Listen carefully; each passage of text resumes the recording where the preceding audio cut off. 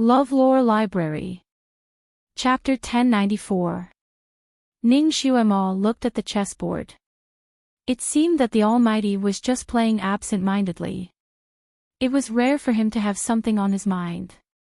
Ning Xuema crossed her arms and leaned against the pillar without saying a word. "Are you done?" Shenjioli turned around and looked at her slowly. Ning Xuema took a bath in the hot spring in the Celestial Master's residence. Her hair was still half wet, and her face was still bright red from the steam. She looked like a red apple with dewdrops hanging on it, making people want to take a bite. Shenjioli raised his hand and wanted to pull her into his arms.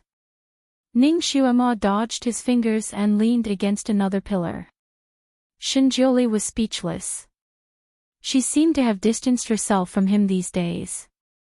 Since the day he failed to force her to marry him on the ice field, she no longer allowed him to kiss or hug her. He slowly lowered his arm and sat down at the small table. "Play a game with me." Ning Xuema peeled a grape and threw it into her mouth. "I'm not interested at the moment. Almighty, I'm here to bid farewell to you." "Bid farewell? Where are you going?" Shenjioli looked up at her. "Back to the Ning residence, of course. I'm not your concubine anymore and you're Han Shangyue. I can't live with you in the Taoist master's residence as your disciple. I don't have any status and it's inappropriate for me to stay here. So I'd better go back to the Ning residence. Don't worry, I'll attend the Crown Prince's wedding tomorrow. I won't miss it." Shenjioli looked at her for a moment and kept the chessboard. He didn't ask her to stay and only said, "Okay, I'll send you." Ning Xuema was speechless. She felt a little anxious and turned to leave. "No need, it's just a few steps away." She walked very quickly and left the courtyard in a moment. Because it was winter and the sky was dark, there were very few people on the street. The few who passed by were in a hurry. Ning Xuema came to the street and was blown by the cold wind. She calmed down. He patted his head. What was wrong with him? Recently, he seemed to have become more calculative.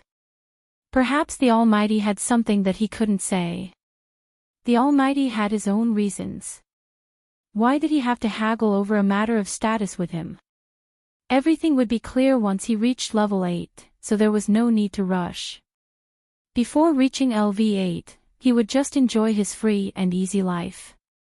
She simply sang at the top of her lungs. The heavenly duke tilted slightly, spilling a pot of wine. How many transformations are there in the human world? Heaven's will is outstanding. She raised her eyebrows and stored her noble spirit in her chest. She was 70% crazy and 30% gentle. Truth and falsehood were both sought after. Fame and fortune were exchanged for wine. Sound and appearance are but skin and hair, flesh and blood. The world is full of worries. How many people can be carefree? Leaning on a tall building alone, there would always be people singing and waiting. It's hard to control my wild nature. I will decide whether I stay or leave. After singing, the gloominess in her heart seemed to lessen. Ning Xuema strode forward and attracted the attention of passers-by. She didn't care and sang even louder. What a good fame and fortune are exchanged for wine. Sound and appearance are but skin and hair, flesh and blood. Someone clapped a few times from upstairs. The sound of the clapping was crisp and clear in the night. The voice was vaguely familiar. Ning Xuema heard the voice and looked up. She saw a person standing on the second floor of a restaurant. She was wearing an ordinary green gown and looked thin. Although the night was hazy, Ning Xuema could see her face clearly. It was the Crown Prince's consort, Tian Shueching, in men's clothing. Ning Xuema was stunned. Tian Shueching looked at her and shook the wine cup in her hand. "Are you interested in coming up for a drink?" Chapter 1095. Ning Xuema did not say anything. Her body moved and she was already standing on the second floor. She smiled and said, "Why not? Miss Ning is indeed a straightforward person." Tian Xueching smiled and said, "Please. Please." Ning Xuema did not stand on ceremony and followed her to the table. They sat opposite each other. This table was located in a very remote location and there was a screen in front of it, so it could barely be separated from the other tables. Because it was already past meal time, there were not many people eating on the second floor. There were only a few tables of 2s and 3s, and they were all far away from Tian Xueching's table. No one noticed that there was an extra Ning Xuema at this table. Tian Xueching was not a talkative person. Normally, she was even a little taciturn. However, tonight, she drank some wine and was a little tipsy. Her temperament changed slightly and she was no longer as cold as before. She even took the initiative to say a few words. Ning Xuema was not a meddlesome person. She did not need to ask to know why Tian Xueching came out to drink on the eve of her wedding. Although she sympathized with her, she could not say anything. Both of them had their own thoughts as they drank. After drinking 3 cups of wine, Tian Xueching looked at her and said, "Miss Ning, I have heard about you from him." Her voice was still cold.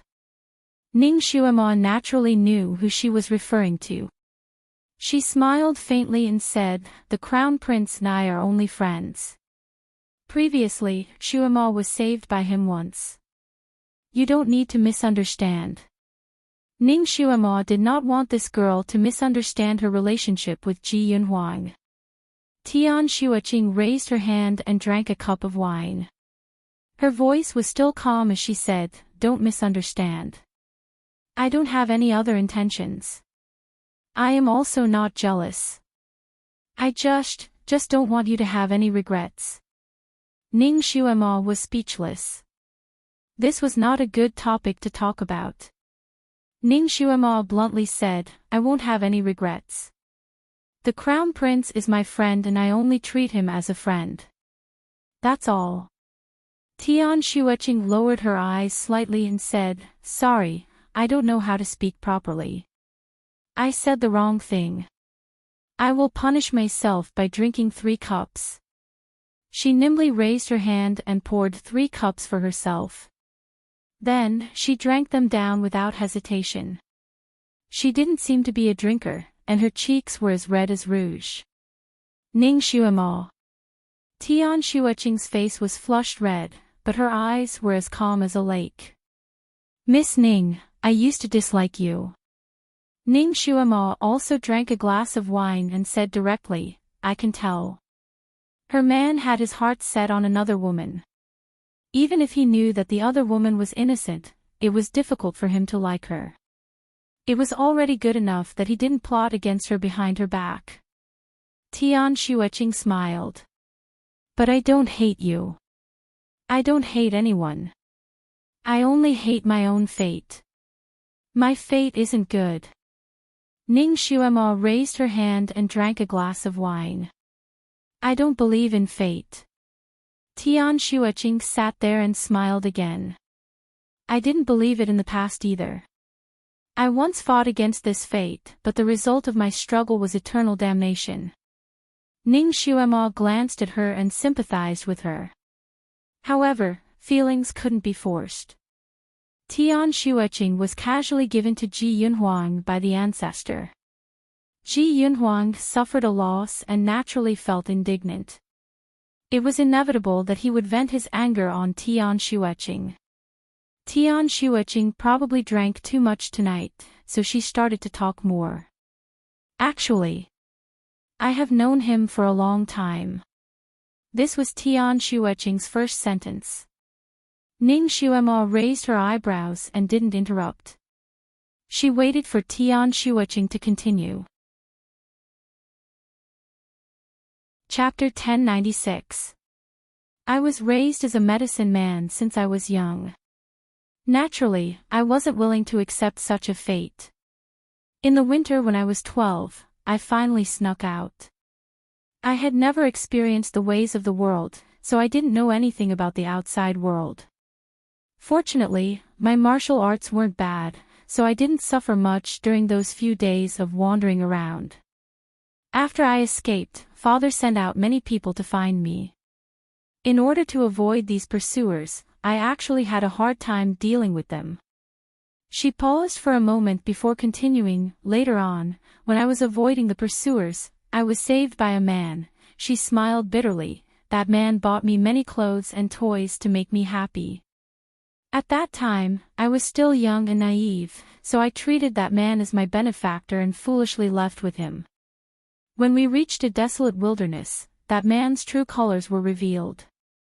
It turned out that he was a flower thief with quite a reputation. His martial arts weren't bad, and he gave me a type of medicine like tendon softening powder. I couldn't resist, and when I was in despair, the crown prince happened to pass by. When she spoke up to hear, Tian Shuaching's eyes lit up slightly. She seemed to have recalled that time when that white-clothed young man had descended from the sky when she was at her lowest point of despair. He'd beaten up that rapist and saved her innocence. He saved me. At that time, he had only just entered the Sun-Moon sect, and was in high spirits. At that time, he wasn't so cold. Because my clothes were torn, he even gave me his robe. After that, he sent me to the town, and left a few dozen taels of silver before leaving. Later on, I was still found by Father's men and brought back. From then on, I never had the chance to leave Tianqing Castle. So you already knew him. Then when you met, did he recognize you? Ning Xuemo asked. Tian Shuaching slowly shook her head, and a bitter smile appeared on her lips. We didn't recognize each other for a long time. He had seen too many women, so how could he remember me, a person he had met by chance? Furthermore, at that time, we didn't exchange our names, so I thought that I would never see him again. Until that day. Mr. Han gave me to him. When I met him, he was only 14 years old. When we met again, he was already a grown man and had changed a lot. When I recognized him, I wanted to thank God that I could finally see him again and become his wife. When he held my hand, I think I was crazy with joy. Ning Xuemo. She could understand Tian Shuaching's joy. A girl named Floating Duckweed was able to marry the man she liked. The joy in her heart was simply bubbling. After my father got me engaged to him, he wanted to bring me back to Tianqing Castle to prepare for the wedding, but I was really afraid. I was afraid that this wasn't real. I was afraid that my father would suddenly go back on his word and give me to someone else, so I did everything I could to stay. I stayed in the courtyard that His Majesty had prepared for me. I think I'm crazy. I know that I'm going to marry him soon, but I still want to see him. She paused for a moment before continuing. Like an idiot, I snuck near the entrance of the Crown Prince's residence, just so that I could see him when he went out. Taking a look was also good. I could like it for a few days just by taking a look. At that time, the vast Sky Empire was preparing for our marriage. My father also sent someone over again to officially set the date of our marriage. I was really happy. I even stopped secretly hating my father. Chapter 1097. Ning Xuemo looked at her porcelain-like skin and opened her mouth, wanting to ask something, but in the end, she didn't say anything. She didn't interrupt her. Tian Shuaching continued. That night, I was very happy and secretly went to the Crown Prince's residence to see him. I just happened to see him coming out. He came out alone and didn't bring any attendants with him. For some reason, I quietly followed him. He seemed to have a lot on his mind and didn't notice me. I followed him to a restaurant. At first, I thought he had an appointment with someone, but after I went in, I found out that he was drinking alone in a corner. Tian Shuaching lowered her eyes and was silent for a moment. Later, he got drunk and staggered out of the door. Naturally, I followed him. He drank too much and fell down not long after he went out. I helped him up and wanted to send him back to the Crown Prince's residence. But he kept saying that he didn't want to go back, so I carried him back to my post house. Ning Xuemo. That night, you two did it. Tian Xueching lowered her eyes and answered with a single word, yes. She then smiled bitterly. You might not believe me, but when I first carried him back, I didn't have any other thoughts. I just didn't want him to sleep on the streets. I also arranged for him to sleep in the guest room. He was too drunk and even vomited wine on himself. I didn't have a coachman by my side, only 2 maids. I didn't want the maids to serve him, so I personally wiped him down. Then I was pulled onto the bed by him. She sighed. I know you must think that he was drunk, but I wasn't. With my martial arts, if I didn't want to do it with him, I should have been able to push him away easily. Yes, I could have done it. But at that time, it was as if I was possessed. I thought that since I was already engaged to him, he was my rightful husband. I also liked him so much, so. She smiled again, but her smile was somewhat bitter. Only then did I know that he had someone in his heart. That night, when Ji Yunhuang pressed her under his body and entered her, he was calling out Ning Xuemo's name. At that time, she felt as if she had been struck by lightning, but what was done could not be undone. There was nothing she could do. Ning Xuemo did not say anything. She naturally knew who Ji Yunhuang had in his heart, but she was unable to reciprocate his feelings. She knew that she was in Ji Yunhuang's heart, but she didn't expect him to be so persistent, and then Ning Xuemo cleverly changed the topic. Then, when he woke up the next day, he realized that what was done with me had already been done. He was furious, and scolded me before leaving in a huff. How was he just scolding? He almost wanted to chop her into pieces. He had sent her flying with a single slap, causing her to spit out blood. It turned out that such a cultured and refined person was so terrifying when he was angry. His disdainful gaze almost nailed her to death. Ning Xuemo couldn't help but sigh again, then he turned back.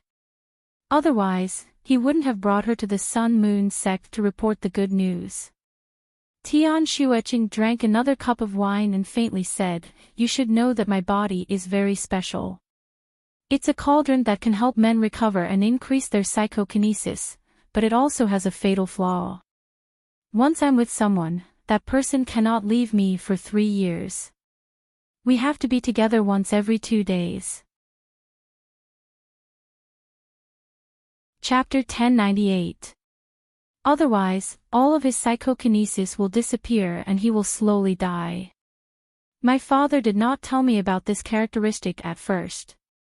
Later on, when he found out that we had a good relationship, he told me about this characteristic. He even said that it was for my own good. He was afraid that someone would throw me away after using me up, and that I would be loved for at least 3 years. Ning Xuemo was speechless. So cauldrons had this characteristic as well. Then, how did the Crown Prince know about this? My father went to tell him. Can you imagine how angry he was when he found out the truth? He came to find me the next night and told me that he would marry me as I wished, but he would only treat me as a cauldron for the rest of his life and would never treat me as his woman. Ning Xuemo was speechless. She could not blame Ji Yunhuang for treating Tian Xueching coldly. In his heart, he probably thought that Tian Xueching had taken the opportunity to scheme against him. So, you can blame me for this and not him. If only I did not escape when I was 12 years old, would not have met him, I would not have. She would not have lost her heart and caused herself to be consigned to eternal damnation. This story made people feel helpless. Ning Xuemo could not help but sigh. Then what are you going to do in the future? Tian Xueching paused for a moment and shook her head slightly. I don't know. She picked up a cup of wine and drank it in one gulp. She had never entered his circle of friends. He almost never introduced her to his friends. Even when he occasionally went out with her, he would completely ignore her. It was as if she was invisible and did not exist. She had always been isolated. At this moment, she was sitting there with an upright posture. Her figure was tall and straight, but it also gave off an inexplicably cold and lonely feeling. Looking at her like this, Ning Xuema felt pity for her. Tian Xueqing was born very beautiful. As a woman, Ning Xuema felt that she was very pleasing to the eye. Ji Yunhuang really did not know how lucky he was. However, with Ji Yunhuang's temperament, if she wanted him to really accept her, she was afraid that there was still a long way to go. What's more, Ji Yunhuang now had an ink-painting little girl by his side. Tian Xueqing drank another glass of wine. I'm going to marry him tomorrow, but I know he hates me. I can't stop him from hating me. In the future, he will still hate me. Ning Xuema couldn't bear it. You don't have to worry too much. That's just a hypothesis. In any case, you're going to be his crown princess tomorrow and you have the Tianqing castle to support you.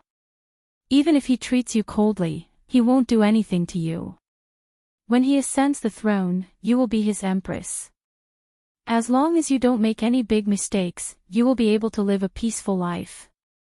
How many emperors in this world truly love their empress? Didn't those empresses also live their entire lives in glory? Of course, the prerequisite was that she didn't want the love of the emperor. She looked at Tian Xueqing again and felt a little worried for her. With her cold personality, would she really be able to live a peaceful life in the harem where women gathered together and there was constant infighting? What's more, Ji Yunhuang hated her so much. No. Tian Xueqing suddenly raised her head and said in a calm voice, if he doesn't like me, I won't stay by his side. I'll give myself 3 years. If he continues to hate me in these 3 years, I will leave him. I won't be a stumbling block for him. Ning Xuema felt relieved for her. This girl was actually a proud person. She was not the kind of person who was completely at the mercy of fate.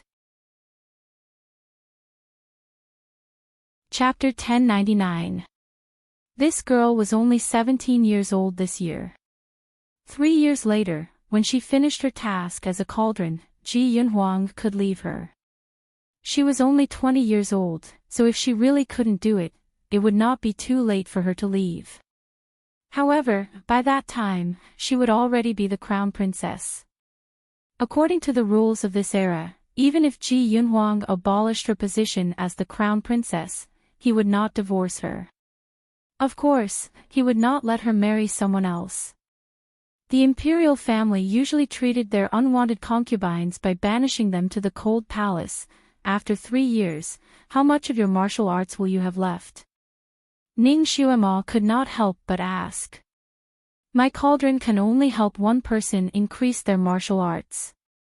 After 3 years, my medicinal body will completely disappear, but my martial arts will not disappear too much. I should have no problem protecting myself in Jianghu. Tian Xueqing was also a smart person. She had obviously thought of the problem that Ning Xuema was worried about. Her voice was indifferent and cold. I will conceal my identity and live the life of an ordinary person. I will give him complete freedom. At that time, he will only need to announce that I have passed away. It turned out that she had already thought of a way out. As expected, she did not blindly go with the flow. Ning Xuema could not help but size her up again. Her gaze was filled with admiration. It was not easy for a girl in this era to have such thoughts. She poured a cup of wine and raised it. Xueqing, I toast you. The two of them drank 1 cup and unknowingly, more than 2 hours had passed. The two of them drank quite a lot. Ning Xuema's alcohol tolerance was very good. She was the type that would not get drunk after 1,000 cups.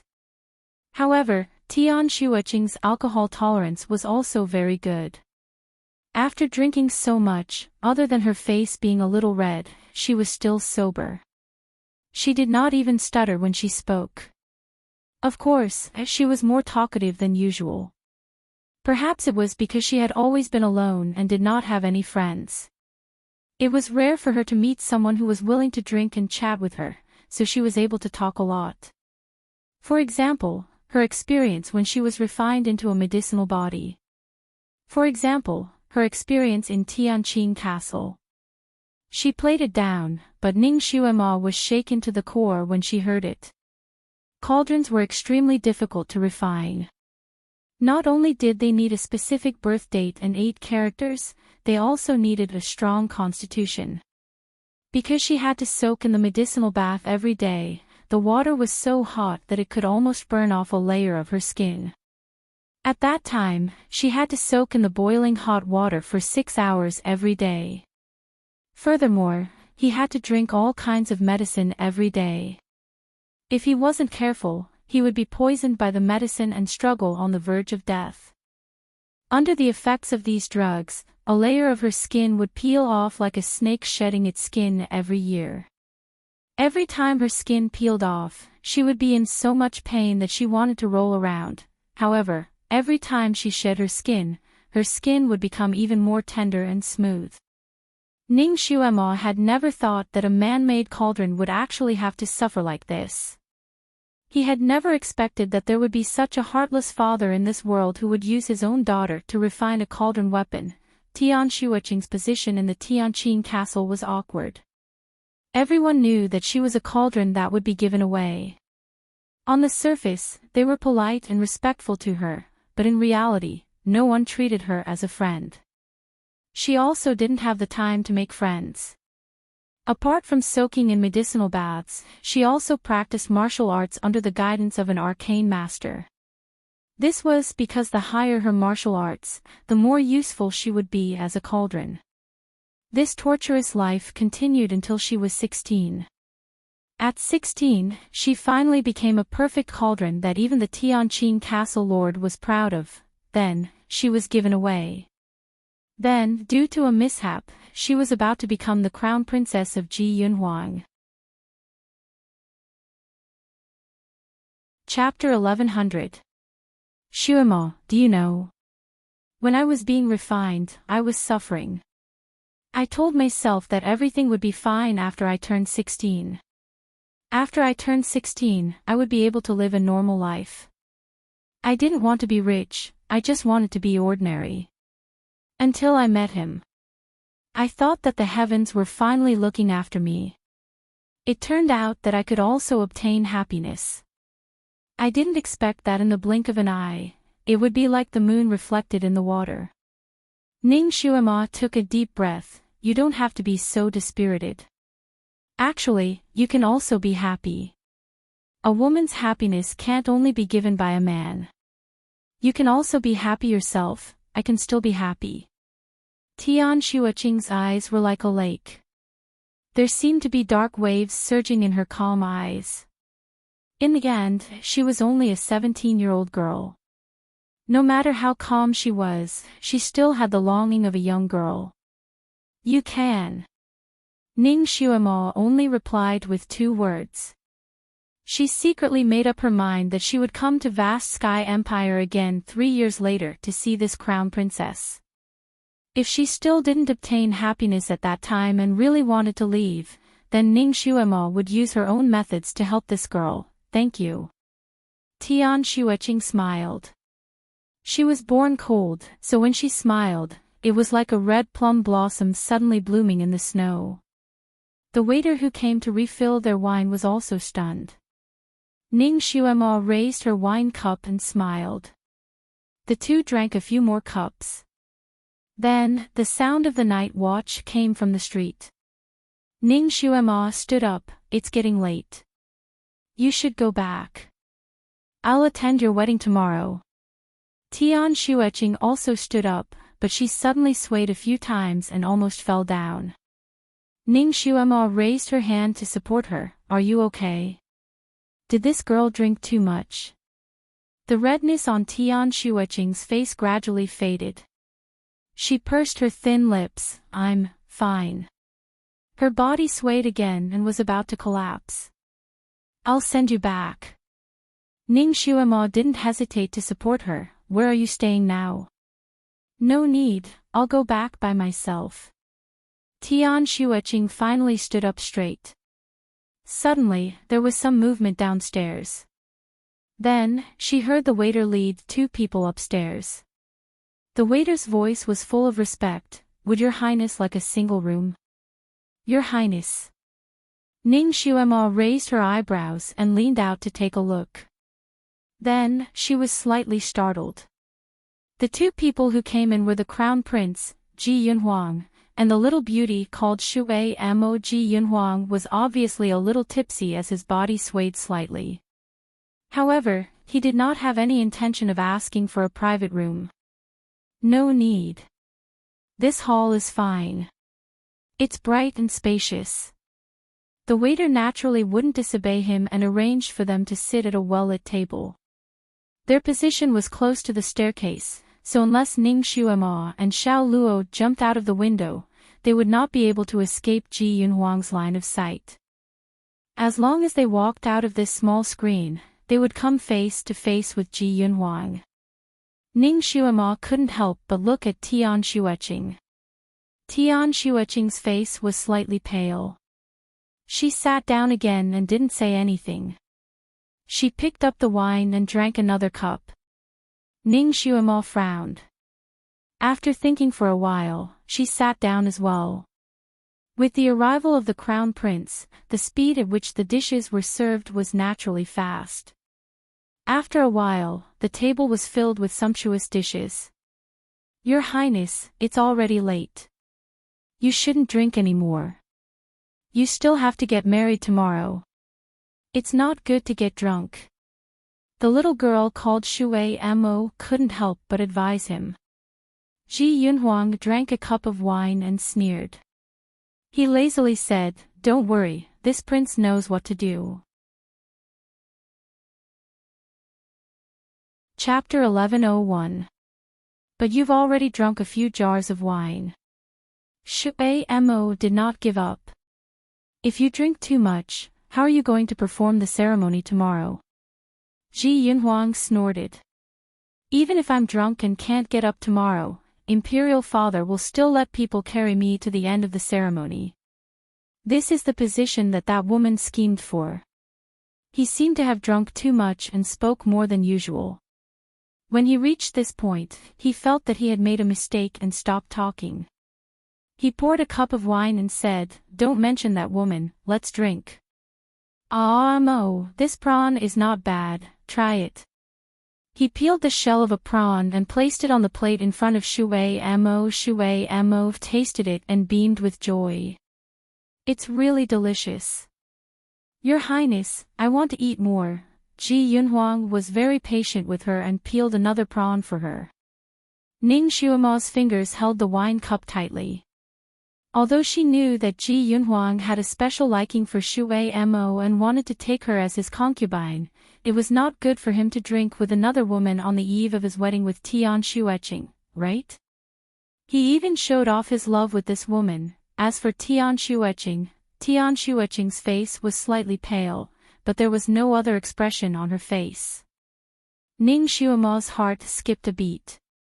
Looking at Tian Xueqing's reaction, it seemed that she often saw Ji Yunhuang treat Shui Mo like this. Outside, Ji Yunhuang doted on the girl called Shui Mo very much.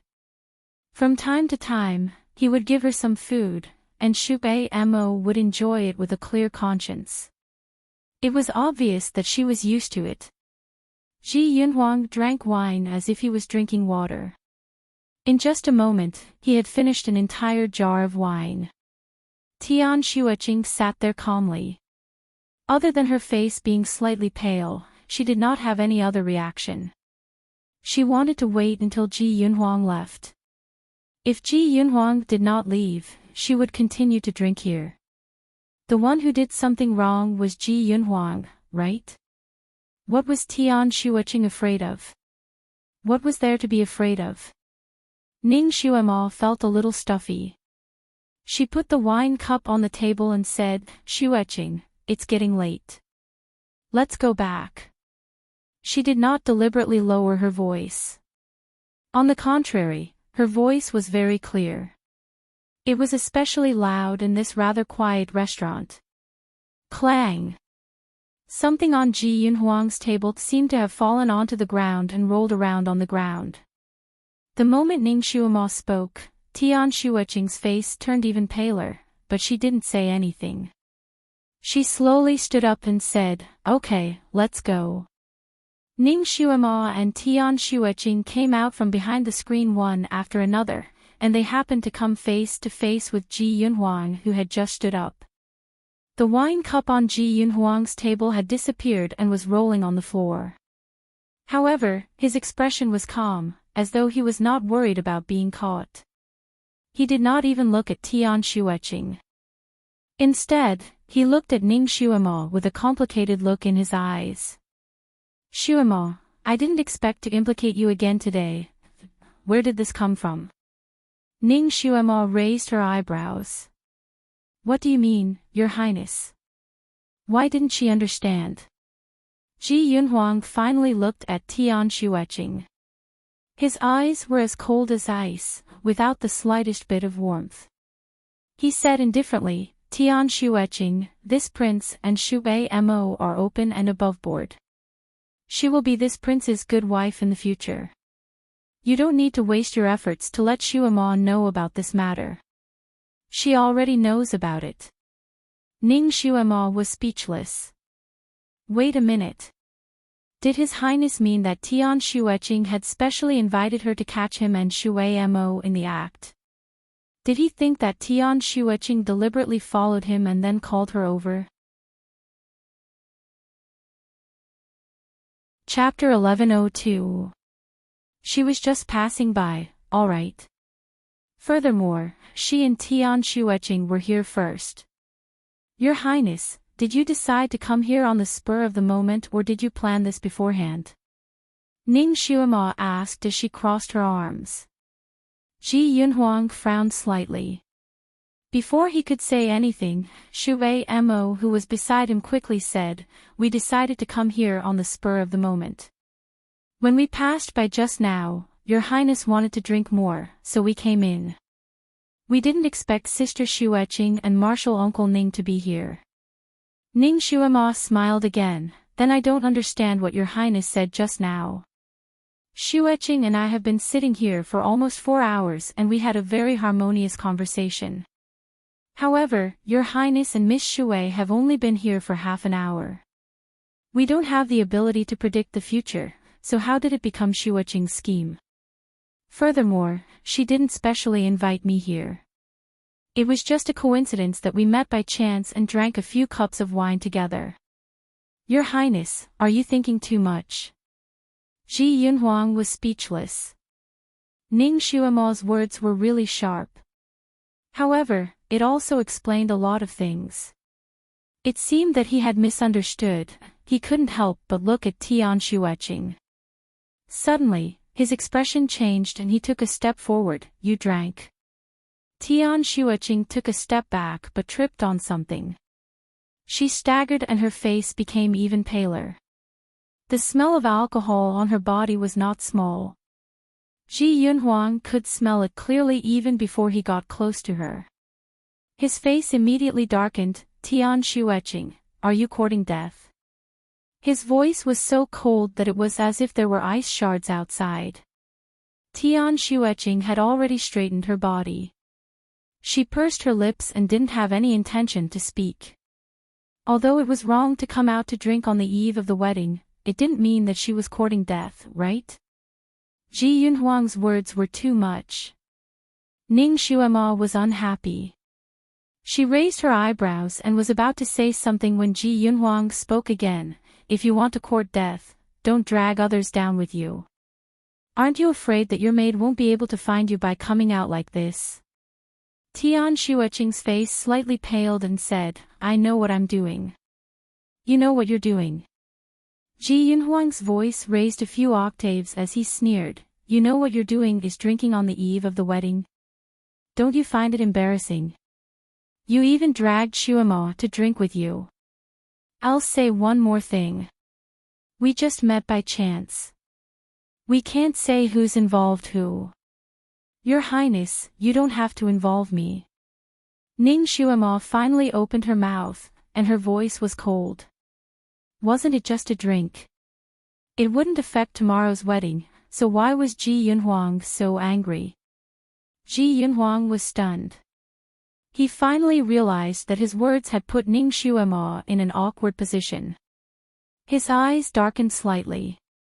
Shuemo, don't misunderstand.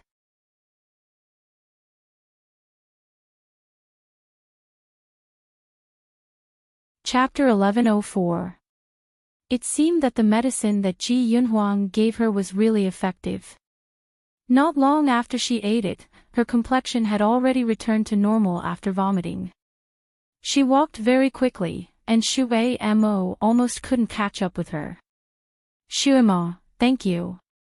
Tian Shueching said. Thank you for being willing to accompany me and talk to me, so that I won't be so lonely anymore. Thank you for explaining to me, you almost implicated her. Ji Yunhuang coldly said.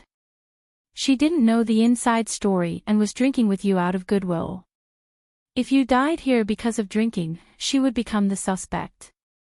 Tian Shueching, can you use your brain before you act so willfully? Tian Shueching finally turned to look at him. Her eyes were as deep as a pool and as dark as the night, causing Ji Yunhuang's heart to inexplicably tighten. He couldn't continue speaking. I won't die. Tian Shueching slowly opened her mouth. Her voice was as calm as the thick layer of snow outside.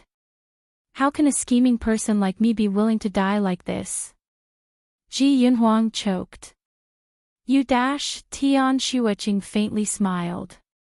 That smile was extremely faint. I still want to be your crown princess. If I don't sit on that position, how can I die? After saying this, she no longer looked at Ji Yunhuang's ashen face. She turned around and walked down the stairs in large strides. Her qigong was not bad. In the blink of an eye, that lonely and thin figure disappeared into the snow. Ning Shuemo naturally didn't want to stay here any longer. Your Highness, please continue. I will also take my leave. She also walked out with large strides. When she entered the restaurant, there was still a full moon outside. However, after drinking for a few hours in the restaurant, it was already snowing outside. It seemed like the weather was about to change again. She braved the cold snow and directly walked towards the Ning residence. She drank a lot of wine, so she needed to have a good sleep so that she could attend the wedding tomorrow. She didn't feel anything when she was in the restaurant, but now that the cold wind was blowing outside, she felt a little dizzy and her vision blurred. She didn't know what she tripped over in her haste, but she staggered and almost fell. Suddenly, someone grabbed her arm and pulled her back to reality. Ning Shuemo fell into someone's arms. She raised her head and saw Shinjiuli's handsome face. She blinked her eyes and looked at him in disbelief. Almighty, which corner did you pop out from? Shinjiuli did not answer her drunken words. He directly carried her up by her waist and strode forward. Hey, where are you taking me? I want to go back to the Ning mansion. Ning Shuemo had drunk too much. Now that she was drunk, she started to throw a tantrum. I'll send you back to Ning mansion. I can walk by myself. I don't need you to send me off. Are you sure you can walk on your own? Shinjiuli finally put her down. Then, Ning Shuemo realized that her legs were miserably unable to move. They were stuck there like wooden stakes. It must be him. Ning Shuemo struggled a few times on the spot. She struggled until she was covered in sweat, but she didn't move a single step. Are you sober now? The Almighty floated by her side like an immortal. She was covered in sweat, so naturally, her drunkenness was reduced. Shinjiuli did not wait for her to answer. He picked her up again and continued to walk forward. I knew you couldn't walk. Ning Xuemo wanted to bite him. But after thinking about it, she decided not to. Since he was willing to carry her, it saved her a lot of energy. She simply buried her head in his chest and stopped tormenting him. She only muttered, "Thank you so much." Shinjulie ignored her and carried her forward. The wind and snow filled the sky, but it didn't blow on them. Chapter 1105. Ning Xuemo felt sleepy and tipsy as she dozed off in his embrace. She said in a daze, "Great God, I feel like you look very familiar, Shinjulie." They had already reached this point, yet she only said that he looked familiar. "Great God, I often dream of you." She muttered again. Shinjulie's lips hooked up into a smile. "What you think of in the day, you dream of it at night." It seems like she really liked him, even dreaming of him. He looked down at her in his arms and kissed her on the lips. Recently, she had been at odds with him, so he hadn't kissed her in a long time. Her lips were full and soft with a faint wine fragrance. His heart was moved and he couldn't help but deepen the kiss. "Great God, you like me, right? But why didn't you propose to me?" She pouted in her dream. Shinjulie, his eyes were slightly deep as he sighed, "Xuemo, quickly level up." He actually couldn't wait any longer. Is it because of my identity as a heavenly cursed loner? Are you actually afraid of me? Ning Xuemo usually hid her thoughts very deeply and didn't reveal them. But at this time, she was really drunk. In this half-dazed state, she couldn't hide her thoughts and unknowingly asked about some of her tangled thoughts. Shinjulie was startled. So that's what she was thinking about. He looked down at her and didn't say anything. He only hugged her tighter. "Idiot, Shinjulie, like someone. Don't say that you're a heavenly cursed loner. Even if you're a demon and my enemy, if I like you, then it's still like you." He carried her and slowly walked back to the Ning residence. The quiet streets, the girl in his arms, so what if the sky was filled with snow? As long as they were together, it would be a paradise. When they returned to the Ning residence, the servants were naturally busy again. A moment later, Ning Xuemo was already sleeping soundly on her own gums. Shinjulie tucked her in. Just as he was about to turn around and leave, he lowered his head and saw a gentle light slowly peeking out from her chest. His fingers paused, and he stopped moving. The gentle light grew brighter and brighter, and a flute gradually slid out from her arms. It slid forward bit by bit with the rise and fall of her breathing. The light was as gentle as the moonlight and not dazzling. Moonlight flute. Didn't she put it in her storage pouch? Why did he come out on his own? Shinjulie's eyes fell on the flute.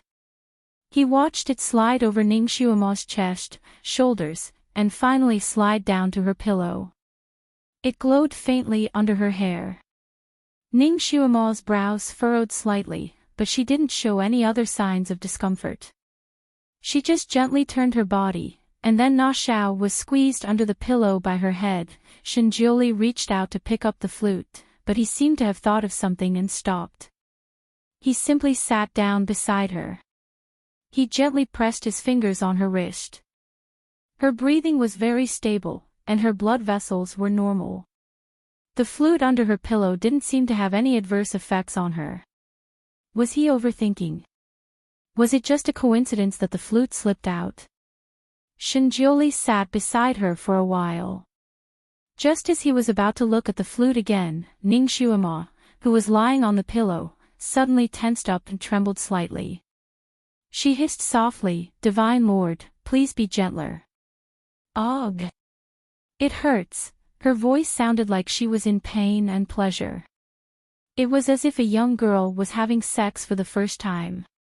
Her face was faintly flushed. Shinjulie was speechless. Chapter 1106. His expression changed, and he reached out to touch the space between her eyebrows. He had the ability to read people's memories, and naturally, he also had the ability to read people's dreams. If he touched her forehead, he would be able to see Ning Xiaomo's dream clearly. Just as his fingertip was about to touch her forehead, he seemed to have thought of something and stopped. He paused for a moment and then slowly retracted his hand. He remembered that the last time he read her memories, he had angered her and almost made her fall out with him. If he did not ask for her permission and she found out, she would probably be upset and say that he did not respect her. Forget it. It was just a dream, it was nothing. He just did not expect this little girl to have wet dreams too. The man in the dream was him. The Divine Lord. He was indeed called the Divine Lord many years ago. He did not expect to hear it from her mouth. Was it a coincidence? Or was she, the girl who had interacted with him before? Could it be that her dream was a dream from her previous life? Shinjioli could not help but want to reach out his finger again. However, Ning Xiaomo turned over and lay on her stomach, leaving only the back of her head for him to see. Shinjioli was speechless. This position. Was she not afraid of being suffocated? Shinjioli decisively reached out and turned her body over so that her face was facing up. He casually brushed the messy hair on her forehead to the side. His fingertip brushed past her forehead and did not stop. Since he had promised that he would never touch her privacy again, he would keep his promise. Perhaps it was just a coincidence that she called him the Divine Lord. After all, she had always called him the Divine Lord. Sometimes, she called him the Divine Lord. Sometimes, she called him the Great God. Perhaps she had mixed the two together in her dreams. He looked at her little face and saw that it was getting redder and redder. She was biting her red lips lightly, and her eyebrows were slightly furrowed. Her appearance made his mouth dry up in an instant.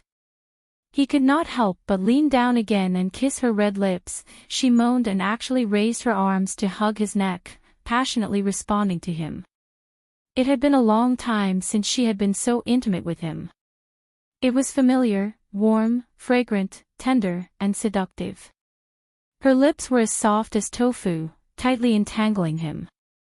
Her delicate body was pressed tightly against his body, causing his breathing to instantly become heavier. The hand that was holding her shoulders tightened its grip. It hurts. She whispered, "You're hurting me." Shinjioli's fingers loosened slightly. Ning Xiaomo suddenly pulled him onto the bed. Then, she turned over and pressed him underneath her. Let me do it." Shinjioli narrowed his eyes and looked at her as she sat on top of him. Her words were unclear, but her actions were not. Was she dreaming? Or did he wake up? Chapter 1107. For a moment, their rhythm was messed up, their breathing was messed up. Their skin touched and they could hear each other's breathing. His kiss and his fingers were everywhere, making her feel as if she was floating in the clouds, as if she was being roasted on a fire. She was sweating profusely, and her sweat seemed to carry the smell of wine, making Shinjioli almost intoxicated. He knew this was wrong, but she was too beautiful, making him unable to stop. His eyes seemed to be burning with fire, wanting to burn her into ashes and completely embed her into each other's bodies. In the chaos, Ning Xiaomo's clothes were torn, and her body was almost naked. Shinjioli hugged her, his eyes were like rolling waves, wanting to completely engulf her. Dong! Dong! Suddenly, there were two light sounds outside the door, as if someone was knocking. Although the sound was not loud, it completely shocked Shinjioli back to reality. He suddenly turned over, lying on the other side of the big bed. Then, he raised his sleeve, and a brocade quilt wrapped Ning Xiaomo tightly. Who is it? He took a deep breath, calming his chaotic breathing. His hand brushed his body, and his clothes returned to normal. In a flash, he was already standing in front of the door. When the door opened, a cold wind whistled past. Outside the door, there was no one. The sound just now was clearly the sound of someone knocking on the door. How could there be no one? Shinjuli's figure flashed, and he was already floating in the air. He looked around, and his eyebrows wrinkled. It was already late at night, and the whole Ning mansion was silent. Other than the night patrol, there was no one else. The night patrol was a familiar warrior of the mansion, and they were all loyal people. Moreover, they were quite far from here, so it was impossible for them to escape so quickly. Did he hear wrongly? Shinjuli confirmed that there was nothing strange around, and then he floated down. He didn't set up a protective barrier, so the falling snowflakes fell on his body and head, making his boiling blood gradually calm down. He almost made a big mistake. Thinking back to the scene just now, he felt a little scared. Although the knocking sound was strange, it did him good and not bad. Perhaps it was the wind mixed with the snowflakes knocking on the door. He looked up at the sky. The red clouds were so thick that they looked like they were about to fall. Rumble. Another rumble of thunder came from the depths of the clouds. The sound was muffled and distant, but it rang clearly in his ears. His expression returned to its usual indifference and coldness. The corners of his lips curled up slightly as he nonchalantly sat down in front of the stone table in Ning Xuemo's courtyard. He lowered his eyes and meditated.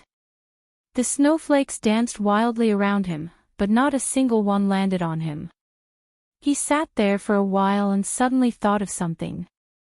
In the blink of an eye, he appeared in front of Ning Xuemo's bed and looked down at her. She had fallen asleep once again, and the moonlight flute was pressed under her body, with only the tip of the flute exposed. The light in his eyes deepened slightly as he deftly removed the moonlight flute from under her body and held it in his hand. The vertical bamboo flute was slightly hotter than Ning Xuemo's body temperature. This vertical bamboo flute was strange. Shinjuli's palm emitted a white light, completely enveloping the moonlight flute. The body of the moonlight flute suddenly trembled slightly, as if there was something struggling inside, wanting to break out of the flute. Shinjuli urged the psychokinesis in his palm again, and a thin fingernail-sized piece shot out from the vertical bamboo flute, but the moment it touched the air, it turned into ashes and disappeared. Chapter 1108. Shinjuli's expression changed. Although the thin piece disappeared quickly, it didn't escape his eyes. It was like a dream-eating goo. This kind of goo could devour a person's dream, and then transmit the scene in the dream to the person who planted the goo. Because this goo's appearance was very similar to the flute membrane, it was very difficult to detect. And this goo was a top-grade dream-eating goo. The disguise technique actually made him unable to see through it. Shinjuli held the flute, his gaze turning cold. Who was the one who deliberately wanted to peek into a girl's dream? What was the purpose? Could it be Shuilan? In a deserted house. There was no path, the house was dilapidated, and the door was rustling in the cold wind. However, a red light could be seen faintly in one of the halls. A man in red was sitting on an armchair in the main hall. In front of him was a sparkling mirror. What was reflected in the mirror was not his peerless appearance, but a vast expanse of clouds and mist. It was very much like the snowflakes on a TV screen when there was no program on. His fingers were clenching the bronze mirror so tightly that his fingertips turned white. What was shown in the bronze mirror just now was Ning Xuemo's dream. In the dream, she directly transformed into Shui Emo and Shinjuli's wedding. That big red 11 character and the big red wedding hall stung his eyes, making his fingers clench even tighter. Although he knew that those things were in the past and couldn't be changed, he still couldn't help but want to jump in and separate the two people. But he resisted in the end. His dream-eating goo had an additional function that no one knew about compared to the goo worms refined by ordinary goo masters. He could control the dream-eating goo to change the original scene in the dream, and change some things. But if he changed it, it would cover up the truth he wanted to know. This was not what he wanted.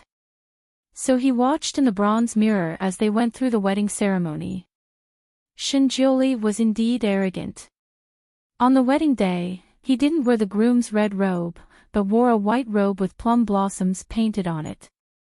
Only the red plum blossoms at the corner of the robe died a little happy. He watched them enter the bridal chamber hand in hand, watched them drink wine together, watched Shui Emo hug Shinjuli's neck and kiss him, and even pushed him down on the wedding bed. In the dream, Shinjuli's expression was a little strange.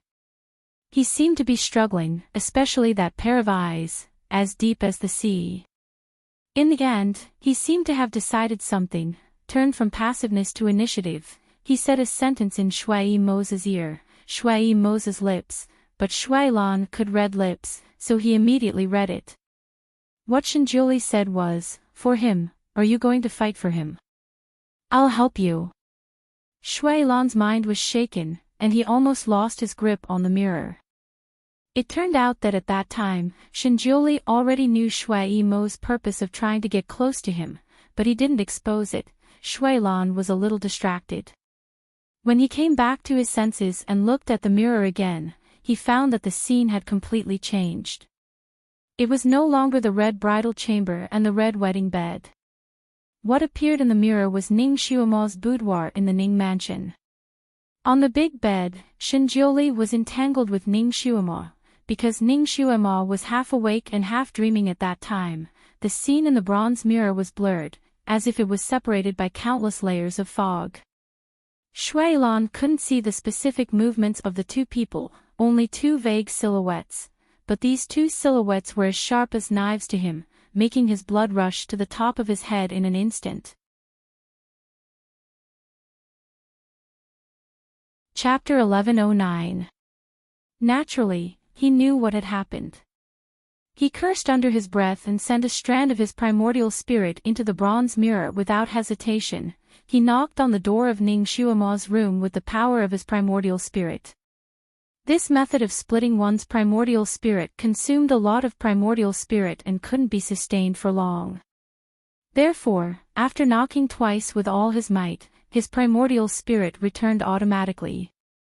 He was so tired that he spat out a mouthful of blood and panted for a while.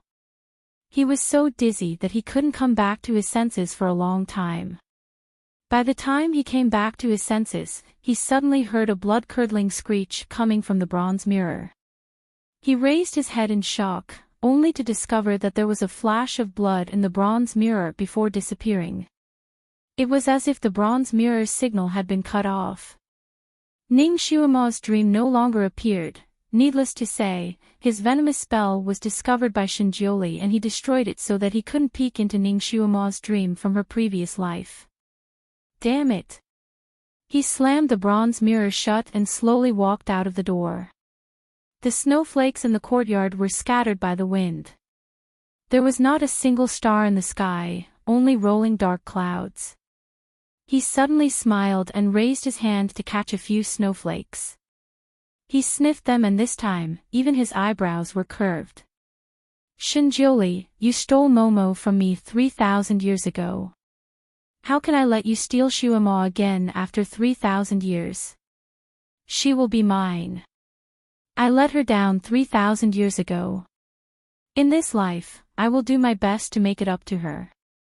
I will pamper her and make her fall in love with me. Ning Xuemo woke up in a daze and her face was slightly red. She had a wet dream. And it was a wet dream that felt very real. In her dream, she and the Almighty had consummated their marriage and made love to each other. His kiss, his hands, his caresses. She had even tasted that piercing pain, the intensity of it felt like it really happened. When she woke up, she could still feel her heart beating very fast. She touched her burning face. Was she crazy about marrying the Almighty? She actually dreamed of this. She rubbed the space between her eyebrows and sat up. The brocade blanket slipped off her body and she saw the clothes she was wearing. It was a brand new and comfortable nightgown. The style was similar to the ones the Almighty usually gave her. It was a little conservative and even covered half of her neck. She stood there in a daze for a moment, and the scene from last night began to flash through her mind. The alcohol from last night was so strong that it actually knocked her out. However, she still had a deep impression of what happened in the restaurant last night. After all, she wasn't drunk at that time. It seemed that the moment she stepped out of the restaurant, the wind blew and the alcohol came back. She seemed to have almost tripped and fell into someone's arms. She sat on the bed in a daze for a moment before jumping up. Could it be that my wet dream was real? Was it not an illusory dream? The Almighty had sex with her while she was drunk. She steeled her heart and took off her nightgown to check her body. Then, she found that there were all kinds of strawberries planted all over her body, even in some sensitive areas. This was definitely not something that could be formed in a dream. Then, she felt a little sore in her lower abdomen and waist. There was even a strange feeling in that area. After all, Ning Xuema had never experienced this before. All her experience in this area came from the internet or novels. She didn't know what it was like for a girl to experience her first time. She was stunned for a moment and couldn't help but look down. Then, she was stunned. There was blood under her nightgown. She was bleeding, oh God. She really had sex with the Almighty. Chapter 11:10. She actually had sex with him when she was half awake and half drunk, damn it. Her first time. It actually happened when she was drunk. Now that she thought about it, she didn't have a deep impression of it. Even if her ideal first time didn't happen on their wedding night, it should have happened in a romantic situation where both of them were in love with each other.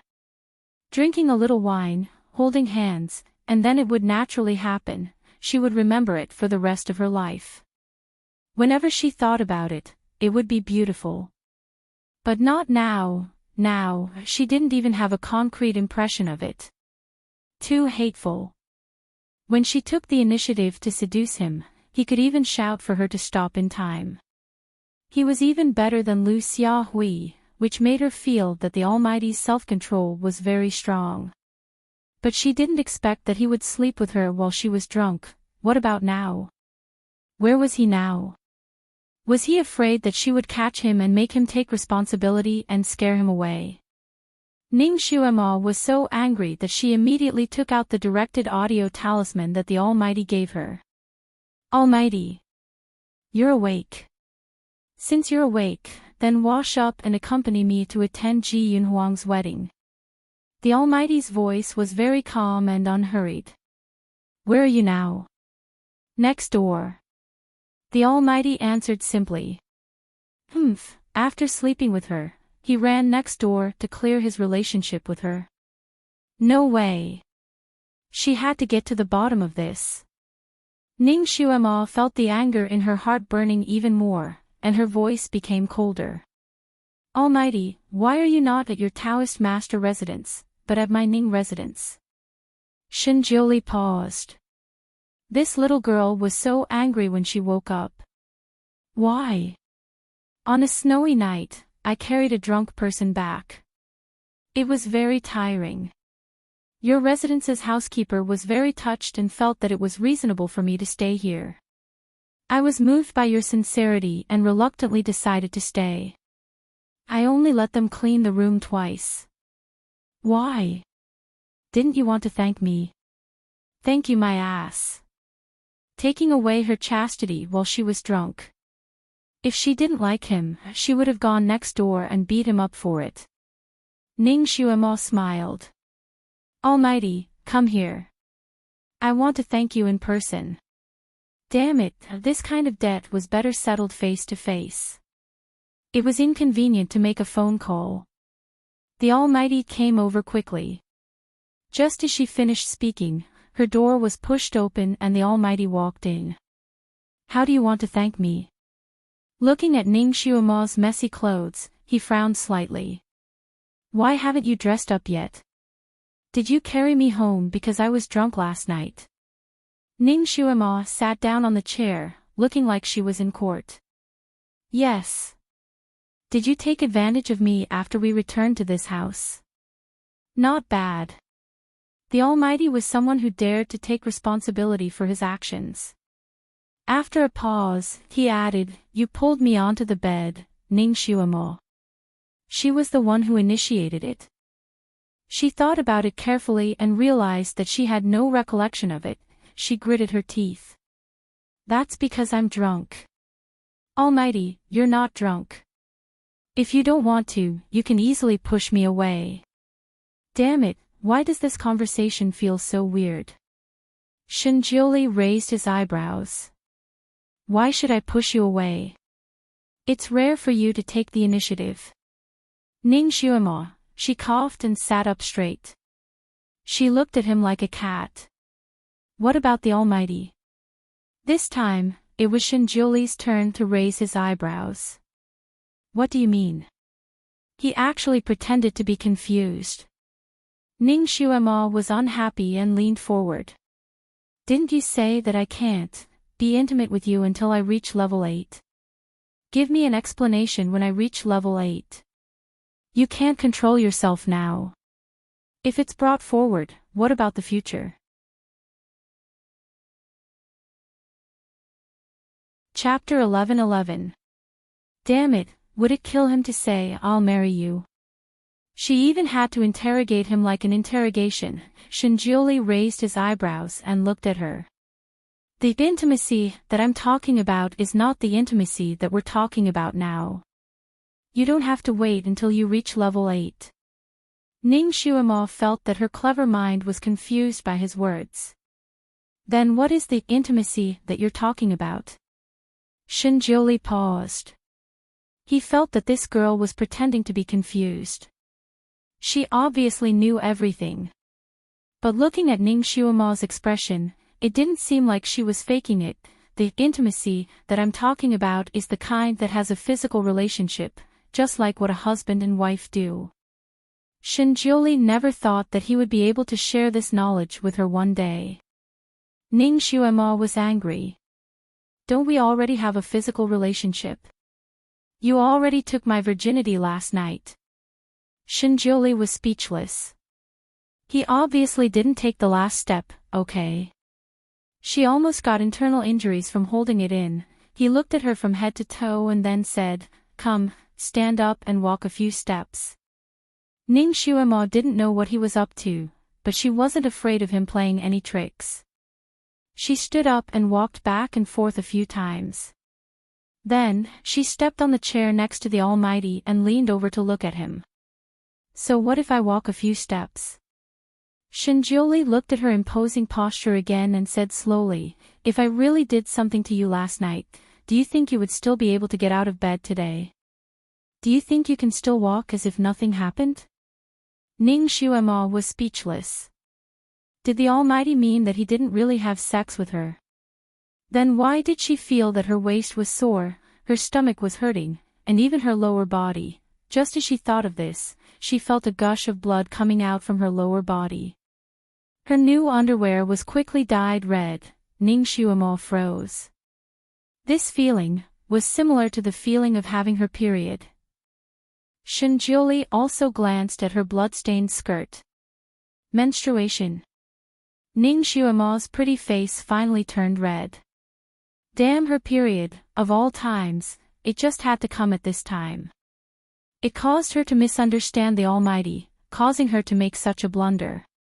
Before Shinjioli stepped out of the door, he patted her on the shoulder and said, Congratulations, you've finally become a young girl. Then he slowly walked out. Ning Xuema, what did he say? Was she not a young girl before? He wouldn't keep treating her like a little girl, would he? Ning Xuema was a little suspicious. So I still have my chastity, I haven't lost my first time. Ning Xuema heaved a sigh of relief, but for some reason, she felt a little disappointed. Looking at the marks on her body, the Almighty must have taken advantage of her crazily last night, but he was still able to stop in time and not take the last step. The almighty self-control was indeed not for show. Ning Xuema thought that Ji Yunhuang and Tian Shueching's wedding wouldn't be too smooth and that there would be some small accidents. She didn't expect that the wedding would be perfect from the beginning to the end. The red wedding hall was decorated beautifully, and the guests were bustling with activity. The sound of firecrackers was deafening, and the wedding procession was draped in red decorations along the long street. Everything was the same as the crown prince marrying the crown princess. There was no deviation at all. Even Ji Yunhuang didn't have the evil aura from last night. He was wearing the crown prince's red wedding outfit. Although he wasn't beaming, there was nothing wrong with it. Chapter 11-12. When the music stopped, Ji Yunhuang reached his hand into the sedan and allowed Tian Shueching, who was wearing a red veil, to help him out. He could feel that her palm was slightly sweaty. Her hand was warm and smooth. He helped her out of the sedan and transmitted his voice to her. "You finally got what you wanted. My crown princess." The small hand on the back of his hand slightly stiffened. Her palm was slightly cold. She transmitted her voice back. "Thank you, Your Highness." Her voice was cold and did not have any warmth. Ji Yunhuang felt an indescribable anger and transmitted his voice again. "Other than this title, I will not give you anything else." The small hand on the back of his hand stiffened. Her voice was still very faint when she transmitted her voice. "Whatever." Ji Yunhuang was speechless. He felt as if he had punched the air, and there was nothing left for him to do.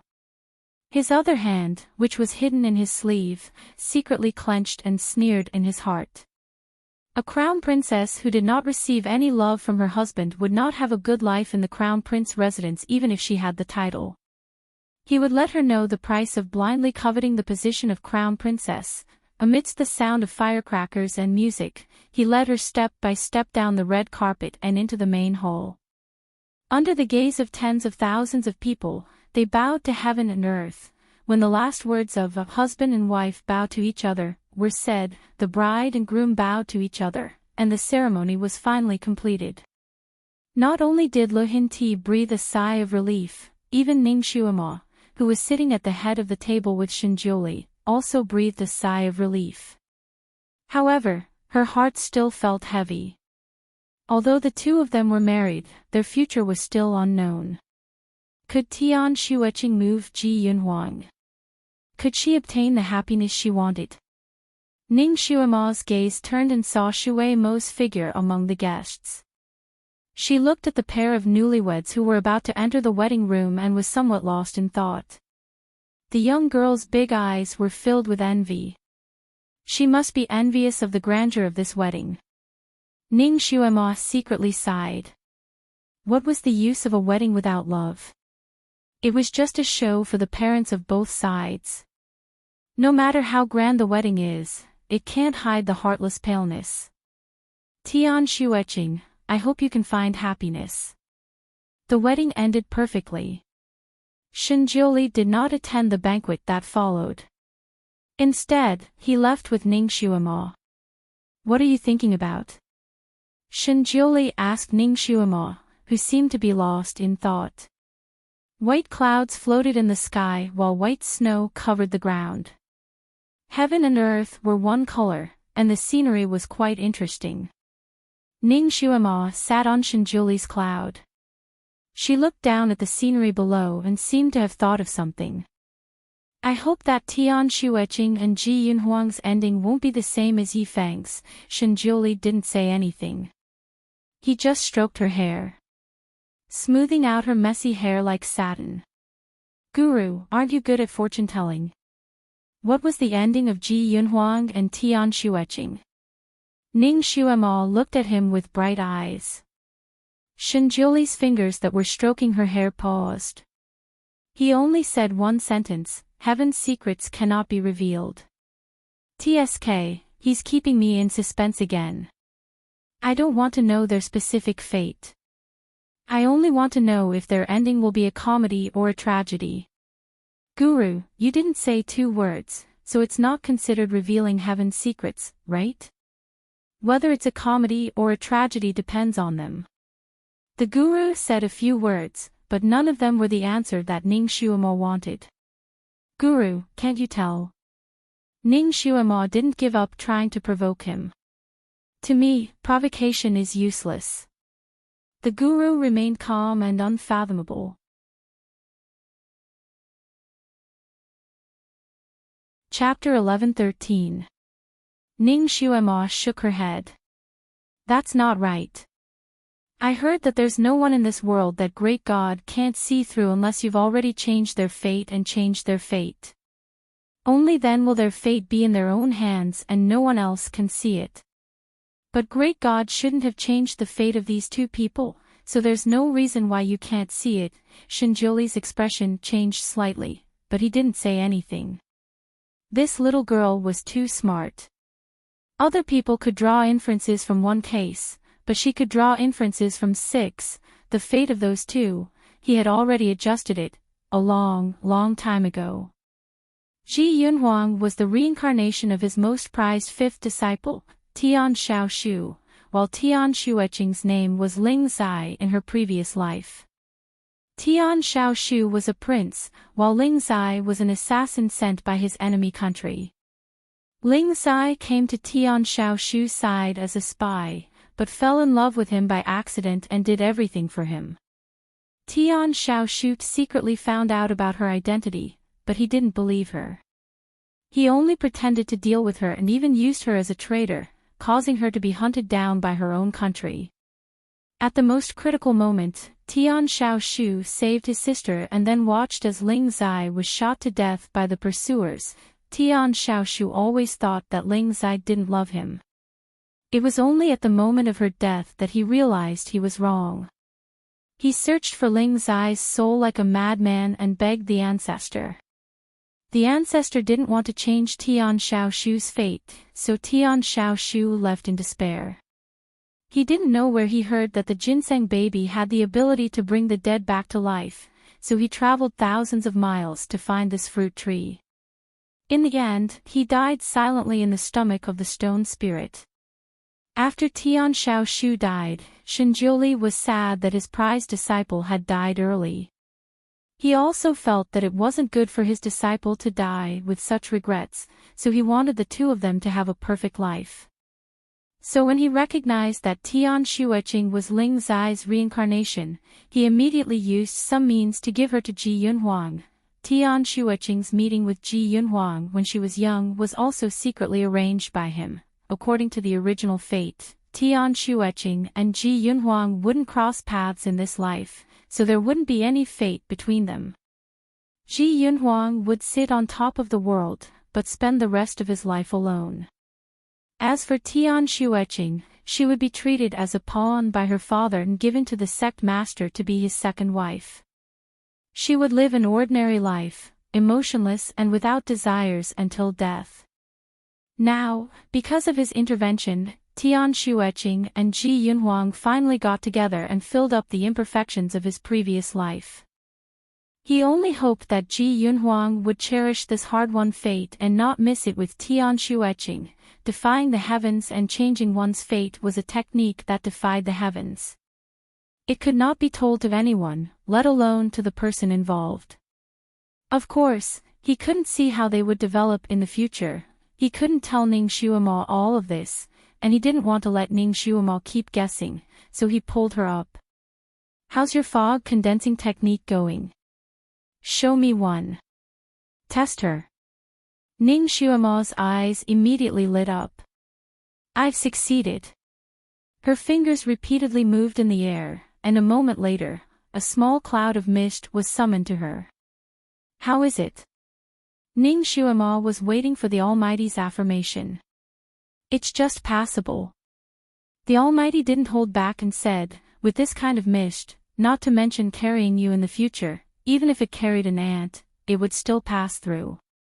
Continue to cultivate. With a wave of his sleeve, the small cloud of mist floating on Ning Xuemo's fingertips disappeared without a trace. Ning Xuemo was speechless.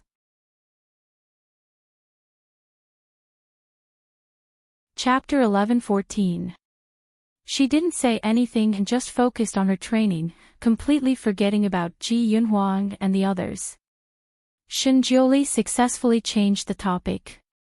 He glanced down at the capital city that was far away. Ji Yunhuang, I hope you can grasp your own happiness. Master can only help you up to this point. Time flew by, and in the blink of an eye, half a year had passed. Half a year's time wasn't too long, but it wasn't too short either. The structure of the 5 countries on this continent didn't change much. To others, this half a year might just be the change of the sun and the moon, but to Ning Xuemo, it was half a year of rapid progress. Her psychokinesis had reached Earth rank level 6 and was on its way to level 7. When she reached Earth rank level 6.5, Shenjiuli told her that she could practice the Imperial Sword technique. She could finally fly by herself. Maybe it was because she had fallen from the sky too many times that it left a shadow in her heart. She had a good grasp of the Imperial Sword technique, but she didn't dare to practice it herself. Day after day passed, and unknowingly, a month had passed. Moreover, it seemed like it would continue to drag on indefinitely. In this half a year, the great god didn't just teach her in one place, but brought her to travel all over the world, thousands of mountains and rivers.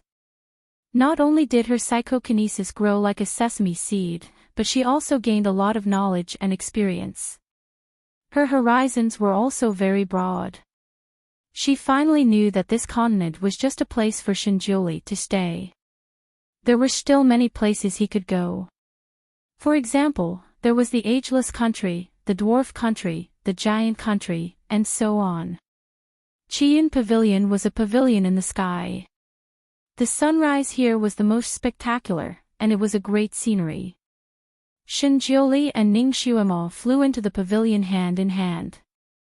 She had been to many beautiful places. The cold moonlight on Mount Huehua, the blossoming peach blossoms in Lu Xian Park, the clouds and mist in Changkong Country, the tall cliffs, and the slowly flowing river of stars on the astrology platform, but there was no place that could compare to this place. It was so beautiful that it was suffocating. The sun slowly rose from the churning sea of clouds, radiating golden light in all directions. The layers of clouds were dyed by the golden light layer by layer, and gradually, they were plated with a divine aura. The Kirin happily played with the luan birds that were dancing in the sun. Every scale on its body shone brightly under the sunlight, making it look like a golden Kirin. The red-crowned crane danced around the pavilion, its figure graceful and graceful. Specks of light sprinkled down, making it look like a dream. There seemed to be a faint singing voice coming from far away. The heavenly wind blew, and celestial music drifted in the air. It was truly a paradise on earth. Ning Xuemo and Shenjiuli stood side by side, hand in hand, enjoying the prosperity of the mortal world. There was a faint, cold fragrance in the air, like a wisp of cold plum fragrance in the midst of the heavy snow, making one feel relaxed and happy. It was the unique scent of the Almighty. Ning Xuemo looked at the luan birds dancing in the distance and couldn't help but sigh. Almighty, this place is really beautiful. How did you find this pavilion in the sky? Shenjiuli held her waist and smiled faintly. Xuemo, do you like this place? His smile was like a lotus flower in the misty rain, light and elegant. Even though Ning Xuemo had been with the Almighty for so long, she was still often swayed by his smile. Ning Xuemo nodded and smiled as she snuggled into his embrace. She raised her head and her large eyes were as bright as the stars in the sky. She replied without hesitation, I like it very much.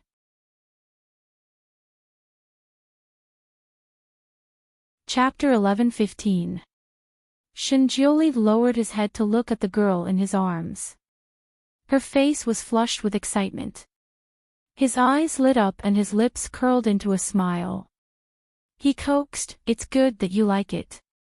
Come, Xuemo, close your eyes. Ning Xuemo's heart couldn't help but beat wildly. The Almighty suddenly brought her to such a beautiful place to enjoy the sunrise together. Then, he looked at her affectionately and asked her to close her eyes. Could it be, the Almighty was going to propose to her? Ning Xuemo felt that her heart was about to jump out of her chest. Looking at Shinjuli's half-smile, she suddenly felt that the Almighty's smile was so devilish and seductive. She slowly closed her eyes. Her long eyelashes trembled slightly due to uneasiness. It was as if a black butterfly was fluttering up and down. Was the Almighty going to confess? Was he finally going to confess and marry her? Should she agree immediately or proudly say that she would think about it? If she agreed immediately, it would seem too unreserved. Moreover, the Almighty had made her wait for so long. She should be a little proud for once. Should she say that she would think about it? But she really wanted to agree immediately. Ning Xuemo's heart was in a dilemma. Suddenly, she felt something soft on her lips. A faint fragrance wafted into her face. Ning Xuemo was immersed in this kiss while her heart was in a dilemma. He kissed her. Next, he was going to propose. He was going to propose. Should she agree or not? After the kiss, Ning Xuemo's long eyelashes trembled slightly again. Her face seemed to be redder than before. Before she could figure out what to do, she suddenly felt her body become light. Before she could react, her body flew out of Qianyun Pavilion like a cannonball. The clouds in the sky came and went quickly. In the wind, Shinjuli's faint voice sounded, "Go, Xuemo. This is a good place to practice flying." Although the wind was strong, Shinjuli's voice was clear as if it was right next to her ear. It wasn't hard to hear the faint smile in his voice. "Shinjuli, you bastard." Ning Xuemo's exasperated voice echoed in the wind. "Go, Xuemo. Do you think you're throwing a pokeball, you bastard? After seeing the beautiful scenery and kissing, shouldn't it be begging? Marriage? Really? Why did things change so abruptly when it came to her? Almighty, where did all your romantic cells go? If it was any other girl, she would have already been toyed to death." Ning Xuemo complained as she channeled her psychokinesis. At the same time, she silently summoned her sword. A pair of shining ame piercers suddenly appeared under her feet, gently supporting her. Ning Xuemo was immediately embarrassed when she saw them. Because of this distraction, the flow of her psychokinesis paused for a moment. Her body swayed and she almost fell again. Other people were all sage-like when they flew on their swords. Why was it so funny when it came to him? Was there an immortal who could fly on two swords? It wasn't like she was skating, the ame piercers came in a pair. When she summoned them, she naturally summoned a pair. She just happened to be stepping on one with each foot. In addition, it was her first time flying on a sword, so she wasn't very stable. She jumped up and down, so she looked like a crab running amok in the sky. It looked quite funny. Stepping on two swords was a lot more stable, but, if there was a strong wind, she would definitely have to perform a split in the air. Ning Xuemo was speechless. She recited a spell and put away one of the ame piercers. Then, she shifted her weight to the other one.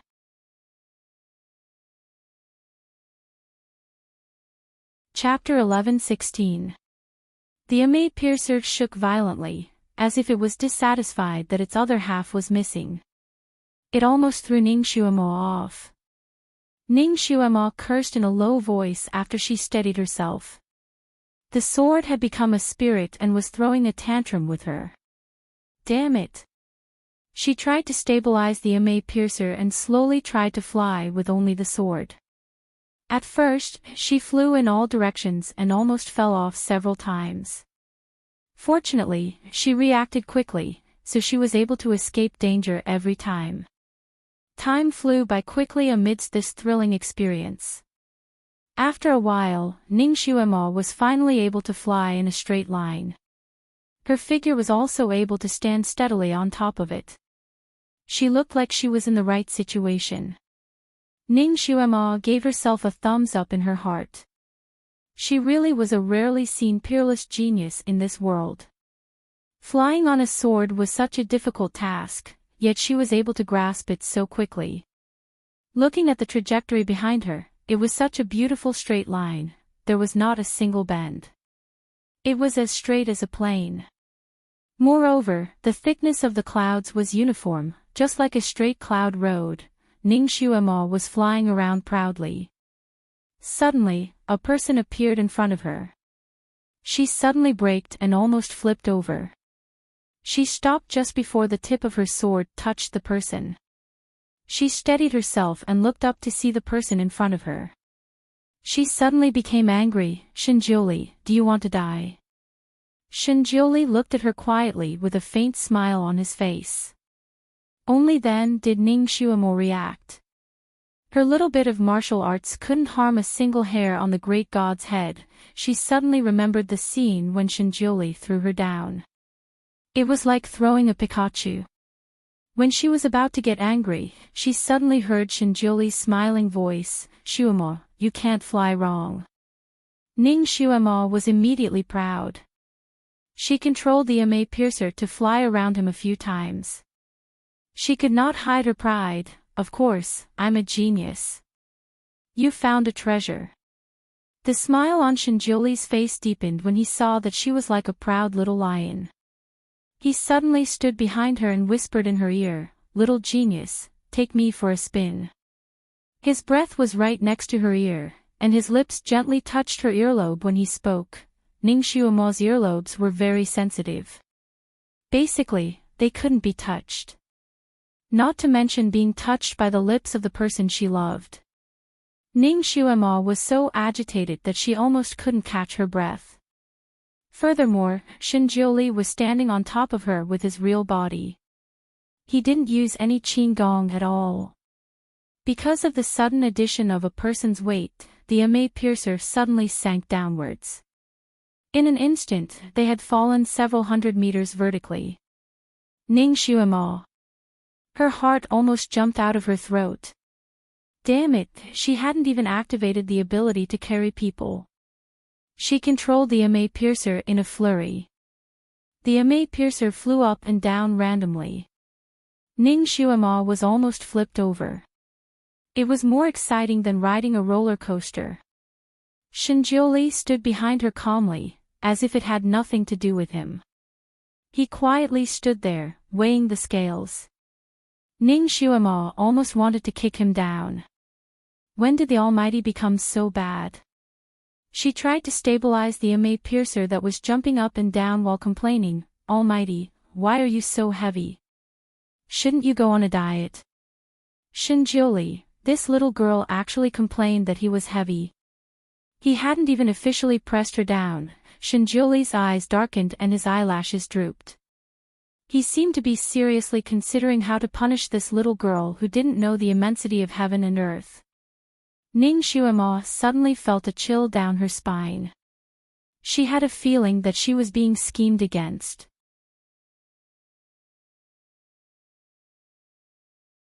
Chapter 11:17. Before she could finish this thought, a big blue head suddenly appeared in front of her. Little Apple's eyes widened. He said in surprise, "Master, you can fly too." Ning Xuemo secretly comforted her frightened little heart and nodded. She patted Little Apple's big head and said, "Of course, don't you know who your master is?" Little Apple became even more cheerful. He flew a few rounds around Ning Xuemo and shouted excitedly, "Master, you're great. It's your first time flying and you're so stable and fast." Ning Xuemo couldn't hide her pride and said, "Of course, Little Apple, look, I'm also flying very steadily with the Almighty on my back." After saying that, she flew a few rounds with the Almighty on her back. She flew in a circle, and the circle she flew out was even more accurate than a compass. Little Apple's eyes were full of stars. "Master, you're great." Ning Xuemo looked at Little Apple's admiring eyes and felt even better. She raised her eyebrows proudly. With this skill, she wouldn't be afraid of falling off a cliff anymore. No matter how high she fell, it didn't matter to her. She could fly over mountains, plains, and oceans on her sword. She couldn't hide the smile in her eyes when she thought of this. She was already one step closer to the golden path of being awesome, Master. Kirin's voice sounded again. Ning Xuema lowered her head and saw Little Apple's bashful expression. He seemed to want to say something but found it hard to open his mouth. Kirin had always been tough and careless. When did he learn to be shy? Ning Xuema patted Kirin's big head and said, "Little Apple, say what you want to say. When did you become as bashful as a female, Kirin?" Little Apple raised his big head and looked at her with eyes full of hope. "Master, can you carry Little Apple and fly back?" Ning Xuema looked at the fat and strong Kirin in front of her. He was dozens of feet tall and weighed a few tons. The corner of her mouth twitched. "No. Little Apple, you can't," Little Apple continued to plead. He hugged Ning Xuema's calf with his front legs and almost pulled her down. "Master, I beg you," Ning Xuema was speechless. No, I think," Shinjiuli raised his hand slightly and flicked Little Apple away. Little Apple was instantly sent flying. After a while, he ran back, feeling wronged. Looking at the enlarged eme piercer under Ning Xuema's feet, it steeled its heart and stood up abruptly. At the same time, it said pitifully, "Master, please fly Little Apple back. Today is Little Apple's birthday." The moment Little Apple stepped on the eme piercer, it was like a plane being stepped on by a giant. It suddenly fell down in a parabola. Ning Xuema's heart almost stopped when she descended 2,000 meters in just a few seconds. She was about to go crazy. No matter how much of a genius she was, it was impossible for her to carry a mythological beast that weighed several tons to fly. She was about to kiss the earth. She really wanted to kick Kirin down, but controlling the eme piercer had already taken up all her energy. She didn't have the time to kick it. Guru! Hurry up and do something. If you don't do something, we'll fall to our deaths. Ning Xuema could only ask the Guru for help. "I'm too heavy." Suddenly, Shinjiuli's words came from the sky. He still stood behind Ning Xuema with an indifferent look, quietly hugging her slender waist. Ning Xuema didn't react for a moment. When she did, she immediately felt sad and angry. Why was the Guru so petty?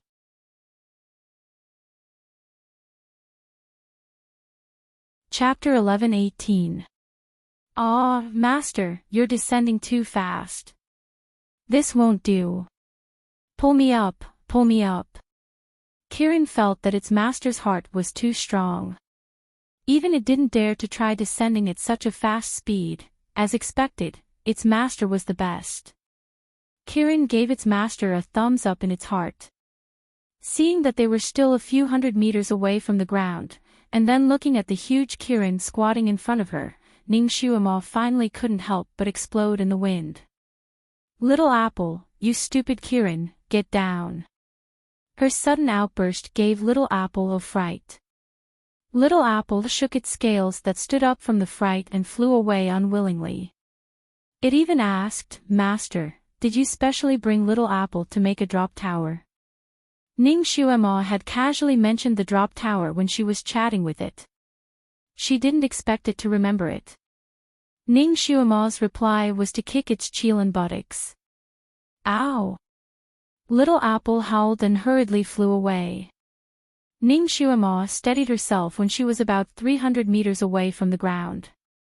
It was only now that she had the time to look at the scenery around her.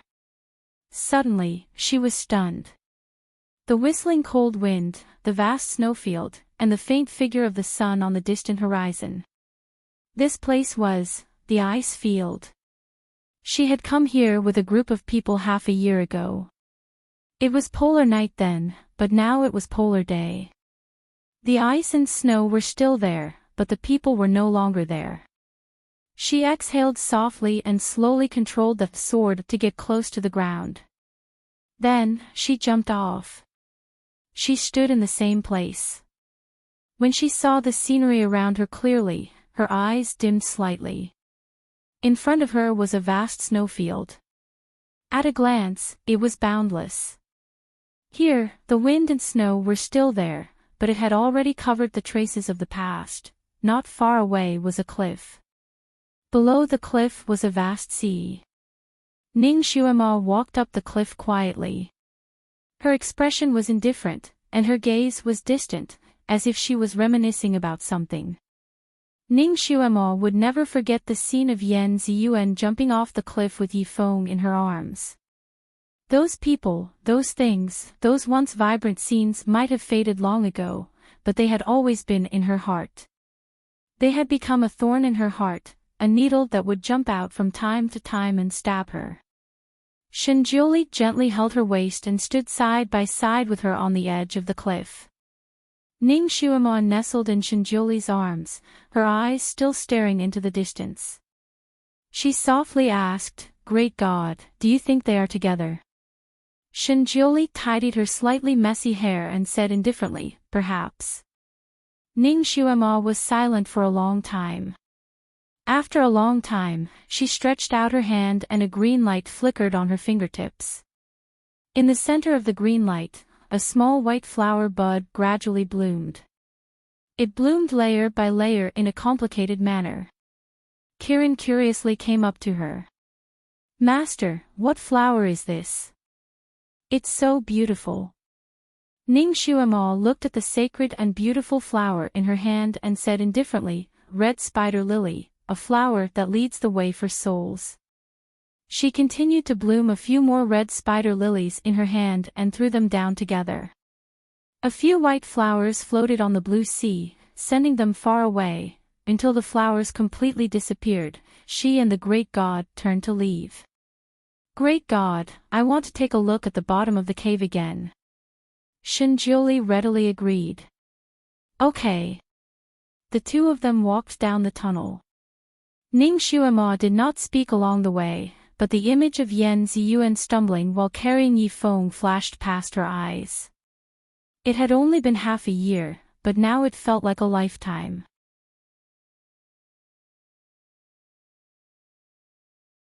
Chapter 11:19. What was love in the world?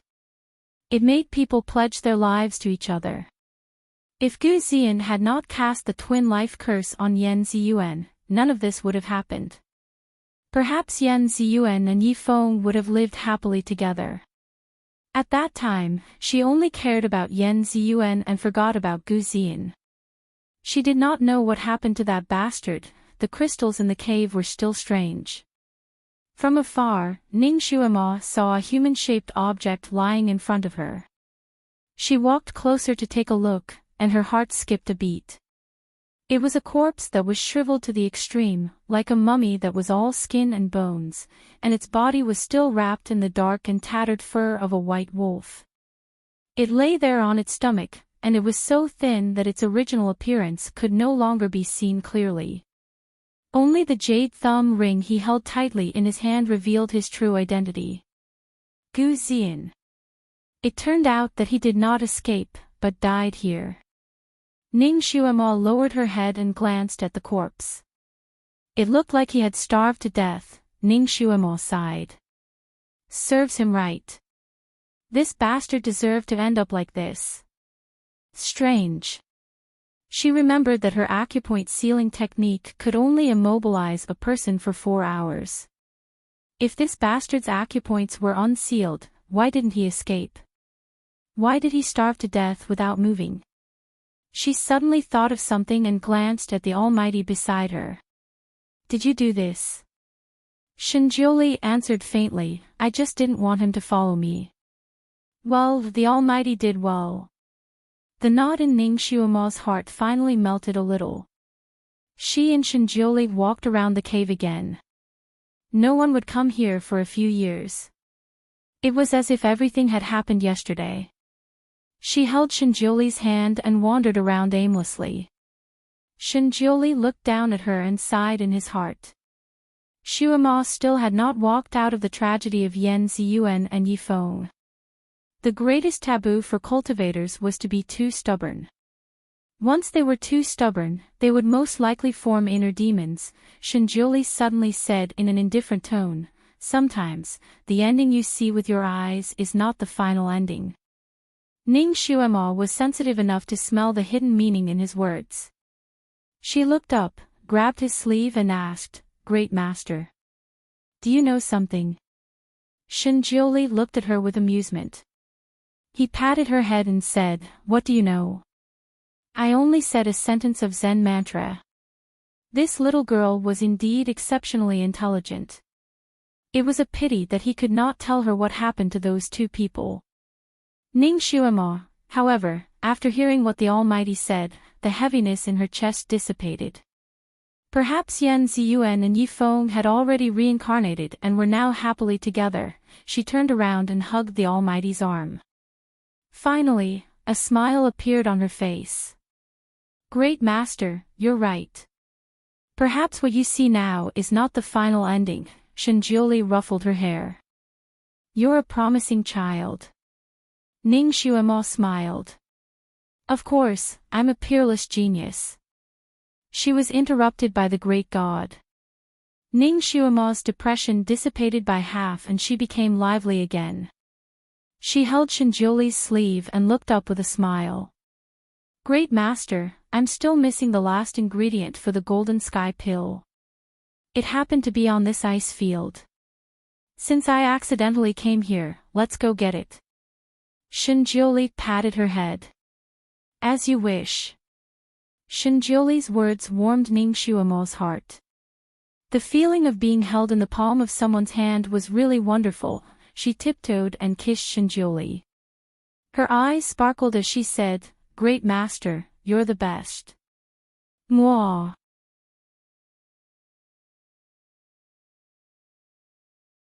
Chapter 11:20. Shinjuli pulled her into his embrace, lowered his head, and deepened the kiss. After a while, he let go of her, who was gasping for breath. Seeing her flushed face, he couldn't help but kiss her lightly on the lips. Then, he said calmly, we can more in the future." Ning Shuama was speechless. The two of them left the cave and came to the ice field again. They walked forward leisurely. The wind whistled and the snowflakes fell, but the two of them were not affected at all. Ning Shuama silently chanted an incantation and set up another barrier outside the one set by the great god. She smiled and said, "Great God, you can remove the barrier. Let me protect you this time." Shinjuli looked at her with a slight smile. With a flick of his finger, the transparent barrier immediately disappeared. Ning Shuama's barrier was set up quite well. It blocked most of the wind. When the wind reached the two of them, it instantly turned into little sheep, leaving only a gentle breeze. Ning Shuama looked at Shinjuli proudly. Just as she was about to say something, she suddenly paused. She focused her attention and listened carefully. There seemed to be the sound of fighting in the distance. There were actually people in such a desolate place. She closed her eyes and listened carefully for a while. Then, she raised her eyebrows. There were not only two people, but they seemed to be fighting very fiercely. She had always been an onlooker. At this time, her curiosity was successfully piqued. She tugged on Shinjuli's sleeve and said, "Great God, let's go and take a look." Shinjuli had actually heard it a long time ago. He didn't say anything because he was too lazy to meddle in other people's business. However, since Ning Shuama requested it, it didn't matter if he went. The two of them finally stopped strolling around and began to walk forward. The closer they got to the place, the more intense the fight was. In the distance, a huge white beast was fighting with a person. Not far behind that person, there were two figures, one big and one small. Ning Shuama's footsteps suddenly stopped. She immediately recognized the three people.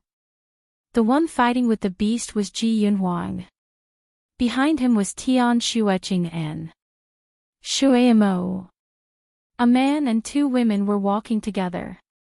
What were the three of them doing here? Why was he fighting with the number one overlord of the snowfield, the snow flood dragon? Because of Ning Xuema's kick on the butt, the little Qilin's mood was a bit low. Its tail drooped as it dejectedly followed behind the two people. Seeing the two people in front of it stop, it suspiciously raised its head and saw the huge monster's silhouette in the distance. It excitedly raised its tail. Master! This is the white monster that chased us last time. Master! Let me go. I want to kill it. Last time, it chased me around like a pig and a wolf. This time, Little Apple is going to avenge itself. Ning Xuema patted Little Apple's head, signaling it to calm down. Little Apple suppressed its desire to charge forward, but its beastly eyes were still staring at the monster in the distance. Its forelimbs were slightly arched, as if it was going to shoot over in the next second. Little Apple seemed to have suddenly discovered something. Its tail was no longer as straight as an antenna. After a while, it suddenly slapped its big head. I was wondering what was wrong. Why is this one so big? I haven't seen it for half a year, and it actually grew a few rounds. What did it eat? It's so fat. Little Apple was right. This one was really too big. It was almost the size of 4 Kirin, its huge body was indomitable. Ji Yunhuang and the rest were like insignificant ants in front of it. Shinjuli's gaze landed on the monster. He said indifferently, "This is the Snow Flood Dragon King."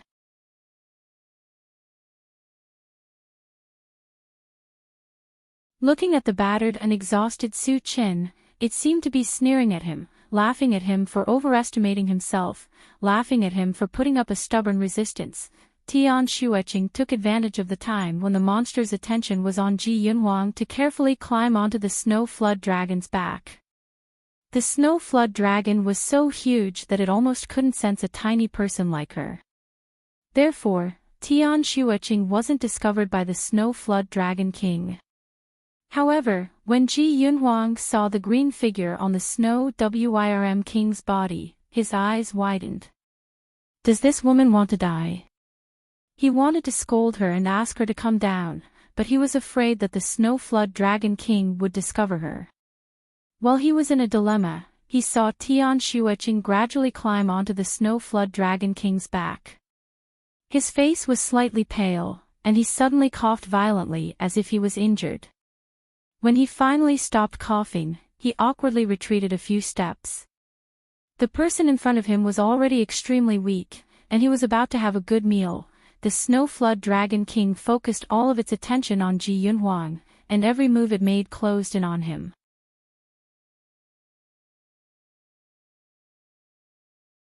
Chapter 11:22. Tian Shueqing was also slowly approaching the center of the Snow Wyrm King's back. She had already seen a small reverse scale on the Snow Wyrm King's back, that might be its weak spot. Just as Tian Shueqing was about to stab its reverse scale, the Snow Wyrm King seemed to have sensed something and stopped in its tracks. It let out a furious roar and shook its body violently. It wanted to shake off this person who didn't know the immensity of heaven and earth and trample her to death.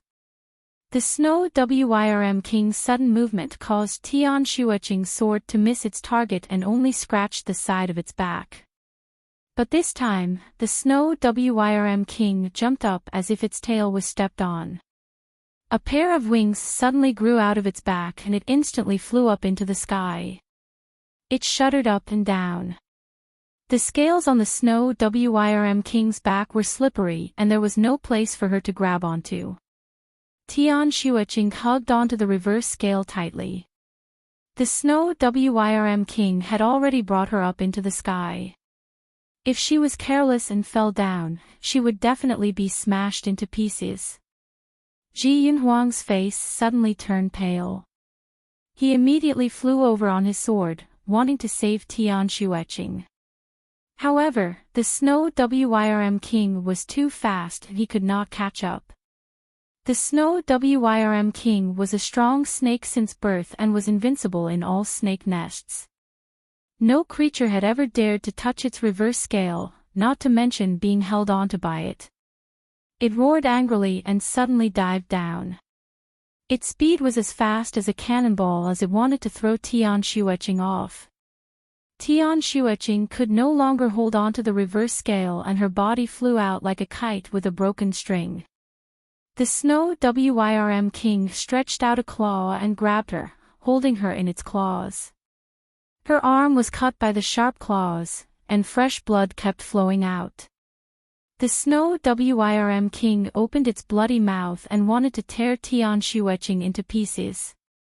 Ji Yunhuang's speed was raised to the maximum, but he was still a distance away from the Snow Wyrm King. He could only watch as Tian Xueqing was about to be sent into the Snow Wyrm King's bloody mouth. Ning Xuemo wanted to rush out, but Shen Jiuli stopped her. Don't rush. Don't rush. If she didn't make a move now, Tian Xueqing would be fed to the Snow Wyrm King. Ning Xuemo was just about to charge out without caring about anything else when she realized that the Snow Wyrm King had suddenly stopped moving. Then, it used its big nose to sniff Tian Xueqing and let out an earth-shattering sneeze. Then, it threw her out in disgust. Then, as if he was allergic, he sneezed 3 or 4 times in a row. What was wrong with the Snow Wyrm King? How could he throw away the delicious meal that was already in his mouth? Ning Xuemo heaved a sigh of relief, but at the same time, she was a little confused. Shen Jiuli seemed to have noticed her confusion and said, Tian Xueqing is a medicine man. Ning Xuemo suddenly had an idea. This Snow Flood Dragon King must be treating her like a plant. The Snow Flood Dragon was a carnivore, and Tian Xueqing was a herbalist. The Snow Flood Dragon must have thought that she was a plant that had turned into a demon. That was why it threw her out in disgust. Ji Yunhuang finally caught Tian Xueqing before she fell to the ground, but the Snow Wyrm King's strength was too great. He carried her and retreated a few steps before stopping. Tian Xueqing was in his embrace and the two of them were very close, but her expression was distant. She looked at Ji Yunhuang and lightly said, "Thank you for your highness' help." Ji Yunhuang looked at her indifferent expression and became angry. He coldly looked at her. "Do you think that this king wanted to save you?" Tian Xueqing's heart ached, but she still smiled. "Naturally, you didn't save me."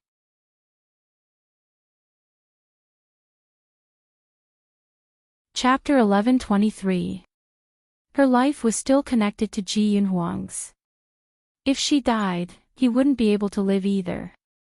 If it wasn't for this relationship, with how much Ji Yunhuang hated her, he would have wished for her to die in the mouth of the Snow Flood Dragon. Even she hated herself and hated her identity as a medicine person. When she was sent into the mouth of the Snow Flood Dragon, she heaved a sigh of relief as if she could finally be free. She could no longer think about it, no longer humiliate herself. Unfortunately, the Snow Flood Dragon also hated her aura and threw her back to reality. When Ji Yunhuang saw the smile on Tian Xueqing's lips, his heart ached for no reason. He suddenly flung her away and spat out a mouthful of blood. Tian Xueqing was completely unprepared and was flung away. She fiercely fell to the ground and the sharp stones pierced her skin. Blood immediately flowed out and the sharp pain made her want to jump up. However, Tian Xueqing only paused for a moment and her expression didn't even change. She had endured pain that was 10,000 times more painful than this, so she didn't care about this small injury at all. The Snow Flood Dragon King had already lost interest in Tian Xueqing. It was now interested in Ji Yunhuang, who was obviously exhausted. It was immensely proud of itself and felt that victory was already in its grasp. It suddenly had a cat-like thought and wanted to tease this prey at the end of its road.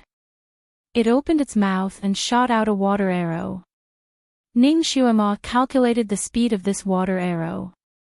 It wasn't very fast and Ji Yunhuang would definitely be able to dodge it. However, Shui Mo had unknowingly moved to the front. When she saw that Ji Yunhuang was in danger, she screamed and pounced forward, wanting to use her body to block the arrow for Ji Yunhuang. Ji Yunhuang was miserable. Originally, he could have dodged it, but now, he couldn't. The water arrow was already in front of his eyes. He could only pull Shui Mo back, but he couldn't dodge it. Yun Mo turned pale with fright. Just as she was about to cry out in alarm, a green shadow flashed by. Shui Mo's body was kicked flying, and Ji Yunhuang was sent flying along with her. Tian Shueqing kicked the two of them away and couldn't dodge in time. She could only raise her hand to block the arrow.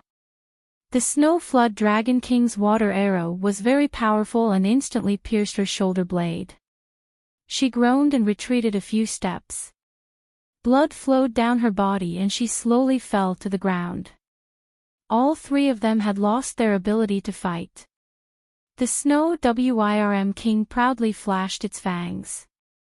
Those fangs sparkled under the sunlight, and Shui Mo fainted with a single glance. Ji Yunhuang's face was deathly pale. His psychokinesis had long been exhausted, and his physical strength was also at its limit. He couldn't even move a finger. Could it be that the three of them were really going to die here? He looked at Tian Shueqing, who was not far away, and a trace of unwillingness flashed in his eyes. Shinjioli waved his sleeves, and Ning Xuema felt a strong gust of wind throwing her out. Shinjioli smiled faintly and said, "Go, Xuema. It's your turn." Ning Xuema, who was unexpectedly thrown out, was speechless. "Guru, do you dare to change your lines?" Just as the Snow Wyrm King was about to open its belly and enjoy this delicious meal, a red shadow suddenly flashed before its eyes. Its speed was shockingly fast, leaving behind only an afterimage. By the time it reacted, Snow Wyrm King, who dared to steal its meal? The Snow Wyrm King roared to the sky and chased after the red shadow. Suddenly, it heard a delicate shout, "Little apple." It saw the red shadow throw its meal into the air. The Snow Wyrm King was delighted, thinking that she had thrown its meal and ran away.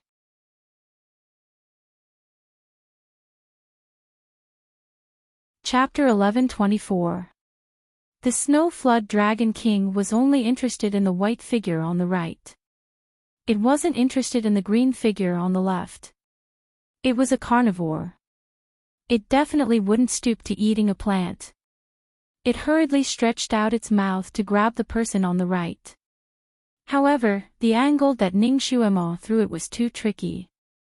Its head swayed from left to right, unable to reach the person. Just as it was about to take a bite, a blue qilin suddenly flashed and snatched the person from under its nose. The Snow Flood Dragon King. Just as it was about to forget about eating plants, the blue qilin flashed again. Very good. Now there was no plant to eat. Ning Xuema finally threw the fainted little girl to Little Apple. The Snow Flood Dragon King suddenly grabbed it. Just as it was about to swallow Shui Mo, the blue qilin flashed by like a nightmare. Then it successfully snatched the person from the Snow Flood Dragon King's mouth and ran away. The Snow Flood Dragon King flew into a rage. Ning Xuema looked at Little Apple running towards the great god with the three people. She let out a sigh of relief. That was close. The three people almost became the Snow Flood Dragon King's lunch. The Snow Flood Dragon King spread its wings and chased after the despicable blue qilin that stole its lunch. Kirin looked at the Snow Flood Dragon King that was about to catch up. It was almost indignant. Why did its sacred and mighty Qilin have to run away every time it saw a snow flood dragon that wasn't even a dragon? Last time, it was still able to shake off the snow flood dragon. Why was it running so fast this time? It was about to catch up to Kirin. Moreover, why did this snow flood dragon grow wings? Who allowed it to grow wings? This was against the rules. Against the rules. Ning Xuema pulled out the Immerse piercer and flew into the air. She stabbed it towards the Snow Flood Dragon King's reverse scale. At the same time, she shouted, "Hey, blockhead, your opponent is me." The Snow Flood Dragon King naturally didn't want its weak spot to be stabbed. It could only give up on the food that was about to reach its mouth and turn around to fight. It opened its mouth and spat out a ball of fire. It wanted to give this little person who didn't know the immensity of heaven and earth a painful lesson. Ning Xuema suddenly jumped back to avoid the raging fire. She made a sound of surprise and suddenly laughed. "Silly big guy, you're so pitiful. You're so angry that you're on fire. TSK, how pitiful." The Snow Wyrm King was about to go mad with anger. How could the mighty and intelligent Snow Wyrm King be associated with a blockhead? It swung its claws at Ning Xuema. The little person who dared to provoke it just stood there with a smile, not even bothering to dodge. Ji Yunhuang, who was in a safe zone not too far away, felt his heart almost jump out of his chest. He shouted, "Xuema! Dodge!" But it was too late. The Snow Wyrm King's claw had already slammed down, raising a huge curtain of snow, and a strand of blood gradually spurted out. Ji Yunhuang's face was ashen. With that claw, would Xuema still be alive? Tian Xueqing's indifferent expression finally cracked. "Xuema!" The Snow Wyrm King suddenly jumped up with one leg. The claw that it raised was pierced by a wooden spike that was as tall as a person. It fiercely pierced through the Snow Wyrm King's claw, causing it to jump around in pain. Wooden spike. What was going on? Everyone was dazzled by this sudden change and couldn't figure out what was going on for a moment. A red figure appeared in the sky. Ning Xuema's red dress fluttered in the wind, her long hair fluttering in the wind. Her smile was beautiful and arrogant. "Silly big guy. Does your leg hurt? You actually dared to slap me." She was an Earth Stage Level 6 late-stage genius. How could she be slapped to death by it?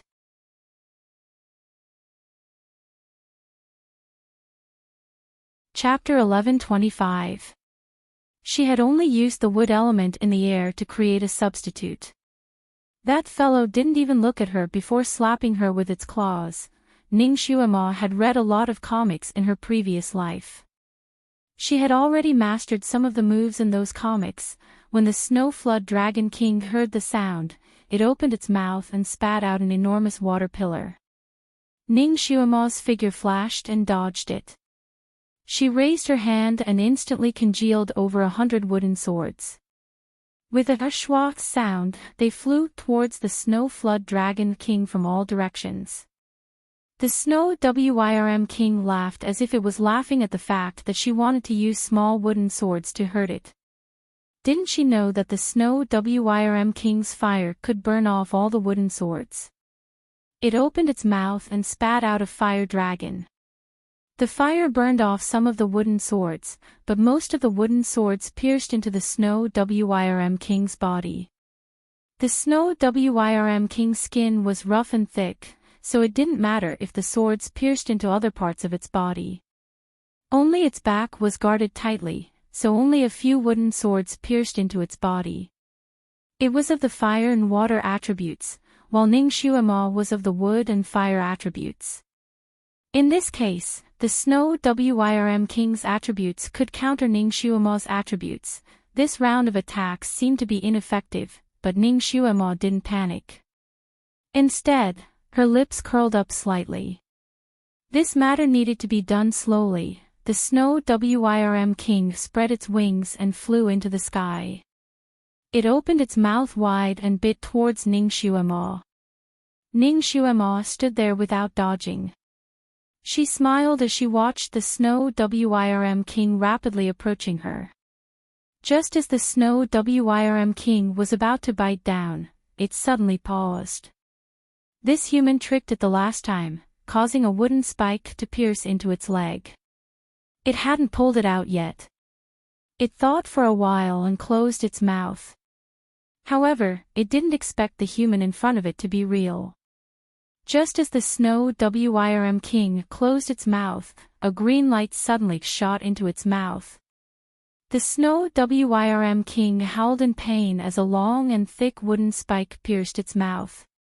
The pain was unbearable, and it even felt a little itchy. In its rage, it didn't think much and continued to extend its claws, wanting to slap Ning Xuemo to death. The moment Ning Xuemo sent out her wooden swords, she disappeared without a trace. Then, she suddenly appeared right above the Snow Flood Dragon King's back. With lightning speed, she condensed over 100 wooden swords and stabbed them towards the Snow Flood Dragon King's reverse scale. The Snow Wyrm King seemed to have sensed something. It tried to dodge, but for some reason, it suddenly felt dizzy and powerless. Hundreds of wooden spikes pierced into its back, and 4 to 5 wooden spikes pierced into its reverse scale. The Snow Wyrm King howled in pain as blood gushed out from its reverse scale. The Snow Wyrm King tried its best to escape, but its wings were powerless. In the end, it could no longer support itself and crashed heavily onto the ground. Its back hit the ground first, and hundreds of wooden spikes pierced into its flesh. It howled in pain again, but this time, its voice was much softer. The snow under its body had already been dyed red, with a tinge of green. The Snow Wyrm King's mouth also started to spit out blood, but it was all green blood that was suffused with an ominous glow. Ning Xuemo's attributes were indeed suppressed by the Snow Wyrm King, but don't forget that she was also a poison doctor. In this half a year of cultivation, she hadn't been idle. She had refined quite a number of poisons. The Snow Wyrm King's back had been poisoned by 3 to 4 different poisons, and the wooden spike in its mouth had been stained with a bottle of poison. Even though the Snow Wyrm King had thick skin and thick nerves, it was still paralyzed by the poison. This gave Ning Xuemo the chance to pierce its weak point.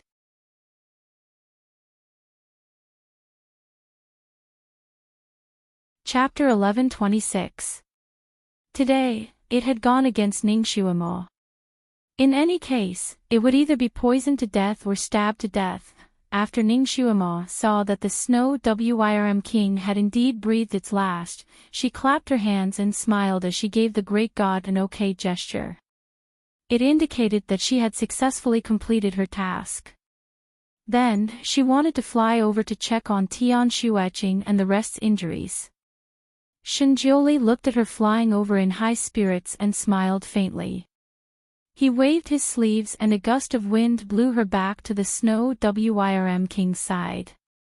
Amidst the whistling wind, Shenjiuli's voice was exceptionally clear, as though it was right beside her ear. Retrieve the crystal pillar from the Snow Wyrm King's body. Ning Xuemo, all right, since the great god had instructed her, she would just do as he said. Shenjiuli had unknowingly appeared beside her and was leisurely supervising her. She was panting as she dug out the crystal pillar and asked, "Great God, how are Ji Yunhuang and Tian Xueching?"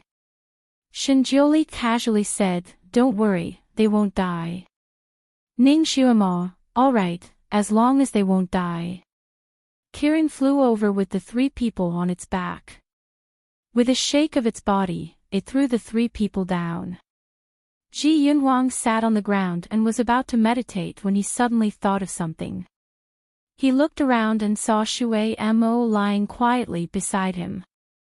He was startled and realized that Tian Xueching, who was supposed to be beside him, was sitting in the snow some distance away from him.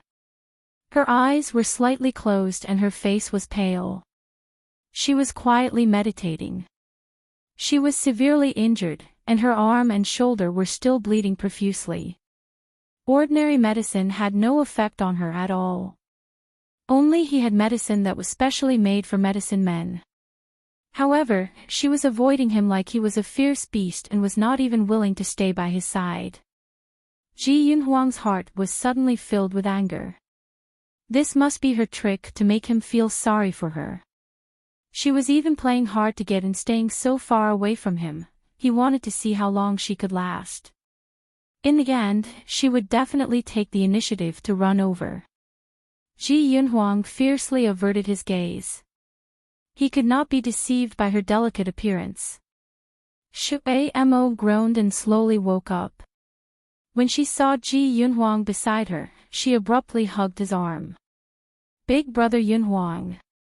Whoa, Shumo is so scared.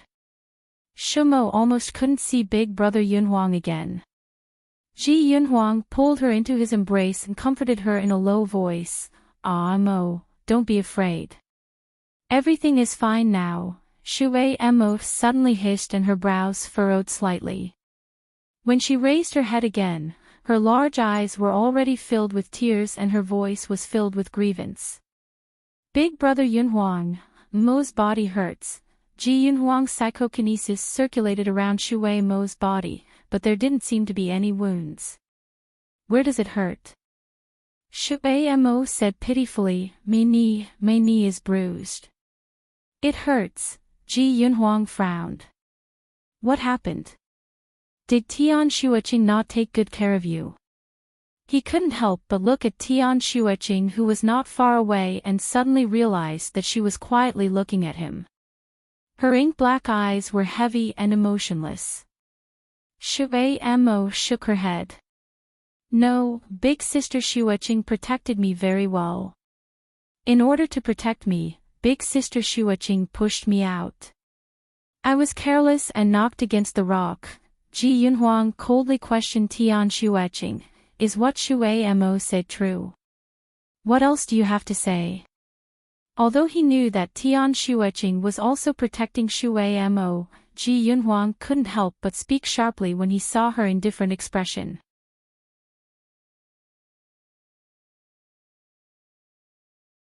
Chapter 11:27. Tian Shuiqing lowered her eyes slightly and felt a stab of pain in her heart. After half a year of being misunderstood and wronged, she still had not gotten used to it. After a while, she looked up and her expression darkened.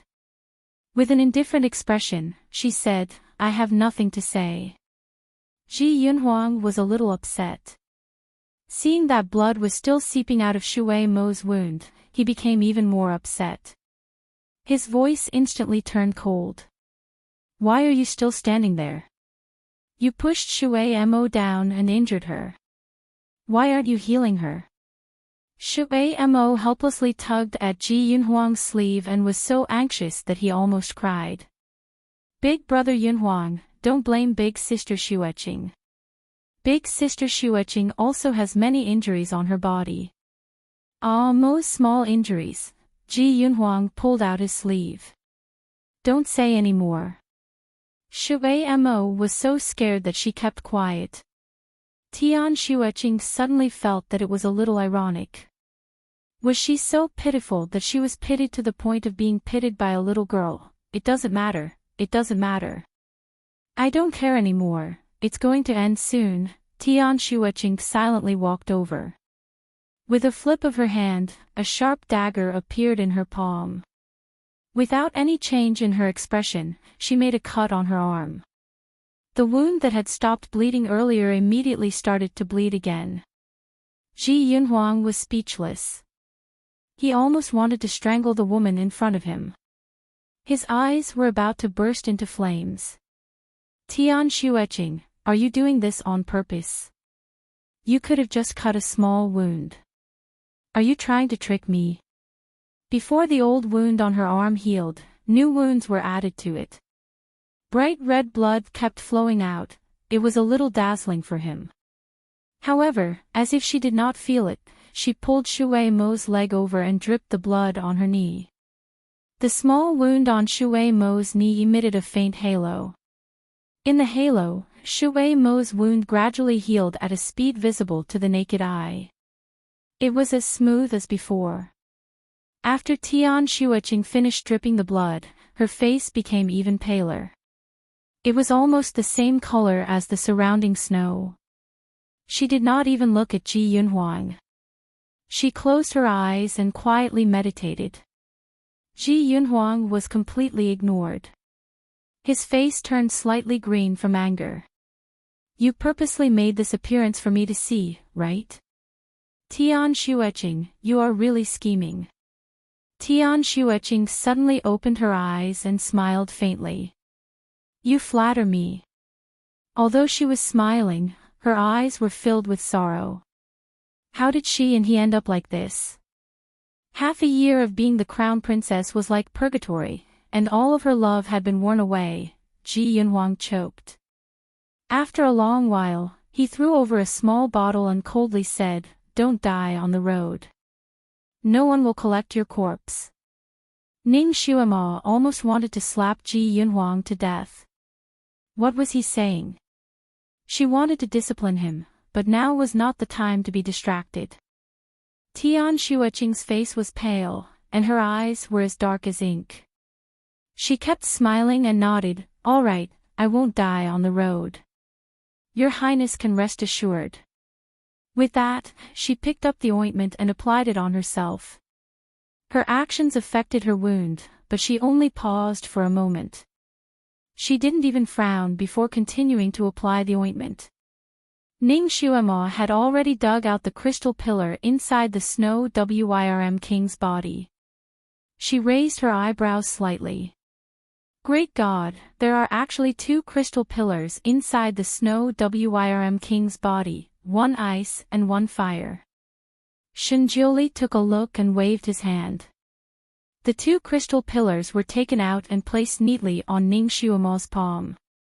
The great god's words were simple but crucial: absorb. Ning Xuema could only sit cross-legged and slowly absorb the energy in the crystal pillars.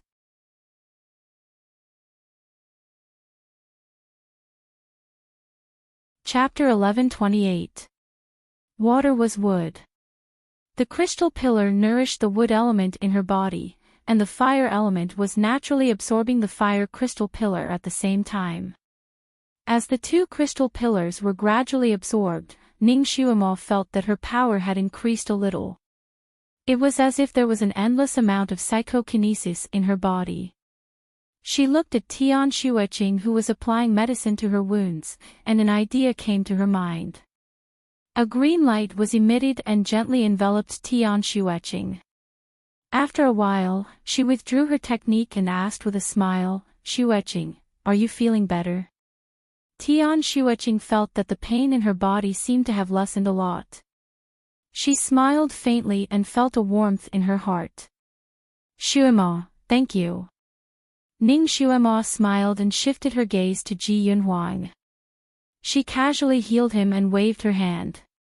"No need to thank me." Ji Yunhuang looked at her with a complicated gaze. "Xuema." Seeing Han Shanyue, who was beside her, his gaze darkened. He then asked softly, "Are you all right?" It was a normal greeting. Ning Xuema was about to reply when Kirin suddenly shouted as if he had discovered a new continent, "Master! Master! Don't you think this little girl looks a little like you when you were young? I was wondering why she looked so familiar just now." Ning Xuema was stunned. She carefully looked at Shui Mo and her heart sank. She was wondering why she felt that this little girl looked so familiar when she first saw her. Kirin saw Ning Xuema's slightly gloomy expression and his heart thumped. He immediately said loudly, "Of course, only a little bit, just a little bit." Shui Mo's face was slightly similar to Ning Xuema's, especially the expression when Shui Mo tilted her head and looked at people. Ji Yunhuang's face instantly turned pale. He had found a substitute who looked slightly similar to Xuemo. He originally thought that it would not be discovered, but he did not expect to be exposed in front of everyone. Shui Mo helplessly grabbed Ji Yunhuang's sleeve, as if she did not understand why everyone's gaze was suddenly focused on her. She shrunk behind Ji Yunhuang and said softly, "Brother Yunhuang." At this moment, Ji Yunhuang could not hear Shui Mo at all. His mind was filled with random thoughts. How would Shui Mo react? Would she cut ties with him? Ning Xuemo faintly glanced at Ji Yunhuang and sighed. You should properly cherish Xueqing. Ning Xuemo didn't want to get involved in their affairs. She still remembered the last time she interfered, so she wouldn't interfere this time. She pulled Shinjiuli's hand and said with an indifferent expression, "Guru, let's go." The two of them left hand in hand. Ji Yunhuang's lips moved. He wanted to urge them to stay, but he couldn't find a reason to do so. He could only stare blankly as the two of them walked away. Their figures slowly disappeared into the horizon. Tian Xueqing looked at him quietly, a complicated look flashing through her dark eyes. Chapter 11:29. She stood up and said indifferently, "Let's continue on our way." Ji Yunhuang stood up and did not even look at Tian Xueqing. He pulled Shui Mo and walked forward. Tian Xueqing silently followed behind him. The wind in the snowy plains was strong and Shui Mo could not stand the cold air. Ji Yunhuang set up a barrier to isolate himself from Shui Mo and the wind. Shui Mo mumbled, "Brother Yunhuang, Sister Xueqing is also very cold. You should set up a barrier for her too." Ji Yunhuang turned around to look at Tian Xueqing. Seeing that her expression was still indifferent, he turned back and continued to talk to Shui Mo. Tian Xueqing felt cold all over. The wind in the snowy plains was bone-chilling and she almost lost consciousness. She looked in front and saw that Shui Mo looked very comfortable inside the barrier. He was talking and laughing with Ji Yunhuang as they walked forward. A snowflake fell on her hair. Ji Yunhuang raised his hand and brushed it away for her. His every action was filled with affection. Tian Xueqing looked away. She knew that she would never have this kind of warmth. The cold wind stimulated the hidden injuries in her body and she could not help but cough again. Ji Yunhuang subconsciously turned around and saw her wiping the blood from the corner of her mouth. He stopped in his tracks. Shui Mo curiously turned around, but Tian Xueqing had already returned to normal. She pulled Ji Yunhuang's sleeve and asked, "Brother Yunhuang, what's wrong?" Ji Yunhuang's footsteps only paused for a moment before he continued to hold Shui Mo's hand and walked forward. He said calmly, "Nothing." However, when Shui Mo spoke to him again, Ji Yunhuang would only answer one sentence out of every 10 sentences she said. He seemed to be absent-minded. After a while, Ji Yunhuang suddenly raised his hand and a white light instantly enveloped Tian Xueqing. The wind and snow around her immediately weakened. Did Ji Yunhuang set up a barrier for her? Tian Xueqing looked at him in astonishment. After a while, she quietly said, "Thank you, Your Highness." Ji Yunhuang did not pay attention to her and continued to talk with Shui Mo. Tian Xueqing's voice floated in the wind and sounded a little lonely. She slightly lowered her eyes and told herself not to think too much. He was just taking pity on her. Her warm heart turned cold again, just like the words that fell into the wind and no one answered. The three of them walked for another half a day. After all, Shui Mo was still a child and could not endure such trekking. She could not take it anymore and staggered. If Ji Yunhuang had not caught her in time, she would have fallen to the ground. Shui Mo looked at Ji Yunhuang pitifully. "Big brother Yunhuang, Mo is so tired." Ji Yunhuang looked at the frail Tian Xueqing behind him and said, "Then let's rest for a while." The three of them sat down. Tian Xueqing and Ji Yunhuang were meditating, but Shui Mo couldn't sit still at all. Ji Yunhuang made her move so much that he almost suffered from qi deviation. He opened his eyes helplessly and asked, Mo, what's wrong? Where do you feel uncomfortable? Ink Shui shook his head like a rattledrum. No, Mo is very good. Before he could finish, his stomach growled. Shui Mo, she patted her stomach in annoyance and said anxiously, Mo is not hungry at all. Not to be outdone, his stomach growled again. This time, it was very loud. Even Tian Shueqing, who was meditating not far away, opened her eyes and quietly looked at them. Ji Yunhuang, he helplessly patted Shui Mo's head. Wait. He turned his head and said to Tian Shueqing, who was not far away, take good care of her. They had already finished their food, so they could only hunt by themselves.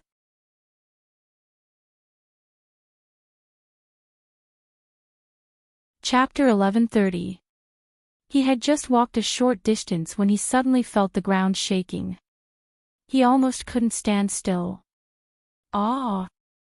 Brother Yunhuang, save me! Shui Mo suddenly screamed. Ji Yunhuang turned his head and saw that the ground had suddenly split open and Shui Mo had instantly fallen in. Shui Qing was not far from him. She flashed to the edge of the crack and seemed to want to jump in as well. Ji Yunhuang's expression changed. What are you doing? Get out of the way. However, Tian Shueqing's figure only paused for a moment before she decisively jumped down. Ji Yunhuang only managed to grab a piece of her clothes. With a ripping sound, her clothes were torn apart, leaving only a small piece of cloth in his hand. It still carried the faint warmth of her body. He looked down and saw that the crevice was so deep that he couldn't see the bottom. The two people had already disappeared. Shui Mo. Shui Qing, just as he steeled his heart and was about to jump down, the ground suddenly shook again, and the crack in the ground closed up like a huge mouth. From the moment the ground shook to when the dust settled, everything happened in less than 10 seconds. In less than 10 seconds, everything returned to normal, but two people were missing. Ji Yunhuang's mind was blank. His mind was filled with Tian Shueqing's resolute figure when she jumped down. What was she doing? Was she going to kill herself to take revenge on him? This thought made Ji Yunhuang's hands and feet tremble. He wanted to use magic to open the crack, but he was afraid that he would hurt the two people underground. In the end, he could only use his hands to open the crack. Tian Shueqing did not jump down to save Shui Mo. She was not so kind and magnanimous that she would risk her life to save a girl who was intimate with Ji Yunhuang every day. Saving her was just on the way. She jumped down because she saw the serene orchid grass on the cliff. This was the purpose of their group. Tian Shueqing had already done the preliminary work.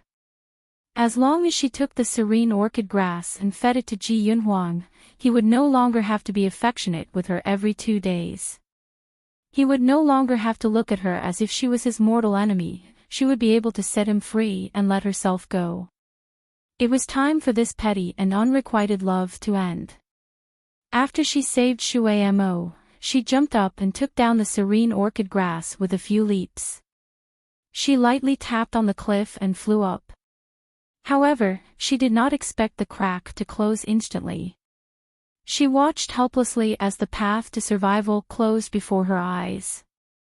She was shocked, and her psychic power dissipated, causing her to fall. Fortunately, she reacted quickly and kicked the cave wall with her toes to slow down the speed of her fall. Otherwise, she would have fallen to her death. Just as they were about to land on the ground, she saw Shui Mo looking at her with teary eyes in the light of the orchids. That look reminded her of the time when she was 14 years old, when she was faced with a treacherous person in despair. He couldn't bear to see her like this, so he pulled her into his embrace. Bang! Tian Shueqing crashed heavily onto the ground. The gravel on the ground pierced into Tian Shueqing's body. Tian Xueqing's face paled. She didn't even need to look to know that her back had been pierced into a mess. Shui Mo was protected in Tian Xueqing's arms, so he didn't suffer any injuries. However, he was too frightened and didn't dare to move. Tian Xueqing felt pain all over her body. She sucked in a breath of cold air and frowned. Her face turned even paler. Shui Mo asked with a trembling voice, "Sister Xueqing, what's wrong?" Tian Xueqing only recovered after a long time. She whispered, "Get down." Shui Mo was stunned for a moment before he scrambled down from her body. He reached out his small hand to Tian Xueqing and said, "Sister Xueqing, let me help you up."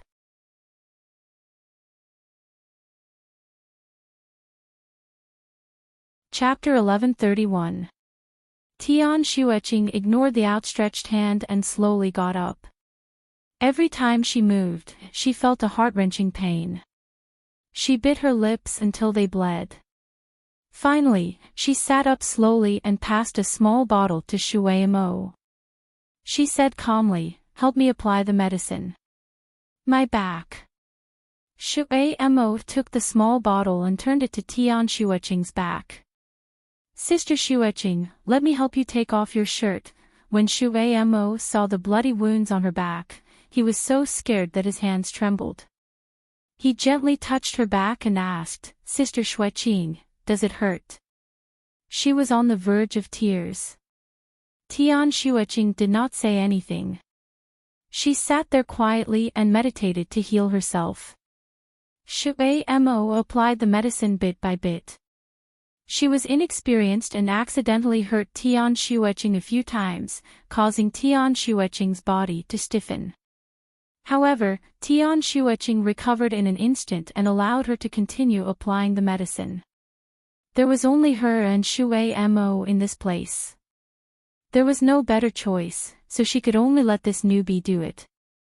After applying the medicine, Shui Mo tore off her clothes and wanted to bandage Tian Xueqing's wounds. Tian Xueqing said quietly, "There's no need. Help me put on my clothes." Shui Mo did as she was told and sat beside her. Tears rolled down her cheeks and were about to fall. Her voice trembled slightly. "Sister Xueqing, will we die here?" Tian Xueqing said calmly, "No." Shui Mo's eyes lit up. "Sister Xueqing, when can we leave?" Tian Xueqing only said one word. "Wait." After saying that, she closed her eyes and sat there quietly. She began to regulate her breathing and heal herself. Shui Mo wanted to say something, but when she saw Tian Xueqing's cold expression, she was so scared that she did not dare to say anything. She sat close to Tian Xueqing, as if she was afraid that someone would take her away. After all, she was still a child. In a situation where she was tired, hungry, and scared, her head started to nod. In the end, her head tilted and she leaned on Tian Xueqing's body. She had already fallen asleep. Tian Xueqing glanced at her and let her lean on her to sleep. Tian Xueqing circulated her energy for a while and finally felt that her body was not as painful. Perhaps it was because of the medicine, the wounds on her back were not as painful. Suddenly, a tentacle emerged from the ground and wrapped around Shui Mo's foot. He pulled her down. Shui Mo suddenly woke up. Seeing the tentacles around his ankle, he hurriedly struggled, but failed to break free. He was so frightened that he burst into tears. She hugged Tian Xueqing's arm. "Sister Xueqing, save me." Tian Xueqing was startled awake from her meditation. As soon as she opened her eyes, she saw a tentacle sticking out of her. Startled, she broke free from Shui Mo's hand and retreated. At the same time, she drew her sword. The tentacle suddenly attacked, but was cut down by her sword. She leaped in front of Shui Mo, and Shui Mo's left leg had already sunk in. Tian Xueqing picked up Shui Mo and tried to pull him out, but he couldn't move at all. But in vain, it sank down a little more. Tian Shuaching looked at Shui Mo, who was scared out of his wits and crying out loud. A look of pity flashed across her eyes. She then pulled out her sword and said softly, "Bear with it." Blood splattered everywhere. Shui Mo screamed and fainted from the pain. Tian Shuaching picked Shui Mo up and hit a few of her major acupoints to stop the bleeding. Then, she cut off the tentacle that was following closely behind. She suddenly leaped up. Shui Mo's broken leg was still bleeding profusely. This caused the tentacles to chase after them even more crazily. In the vast ice field, there were countless monsters. Tian Shuaching couldn't figure out what these tentacles were.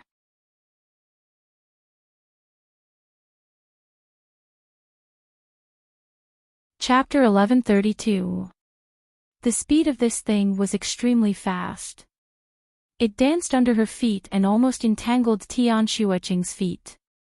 Tian Shuaching knew that only by throwing Shui Mo away would she have a chance to survive. However, looking at the little girl in her arms, she could not bear to do so. She was the girl that Ji Yunhuang loved and cared for with all his heart. If she died, Ji Yunhuang would be very sad. Forget it, she would just do one last thing for Ji Yunhuang. Tian Shuaching hugged Shui Mo tightly. She stepped on the wall of the cave and flew up a little. The number of tentacles below her had reached more than 100, densely packed like snakes as they chased after her. There were a few times when they almost pulled Tian Shuaching down. Luckily, she reacted quickly and avoided them. Suddenly, a ray of light appeared. The ray of light became bigger and bigger, closer. Closer and closer. She was already very close to the top of the cave.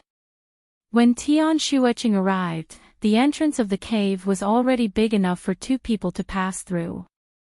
She suddenly jumped up. Her eyes lit up, but her body suddenly sank. Her heart tightened as she felt a tentacle coiling around her ankle. Shuaching. Tian Shuaching reacted quickly.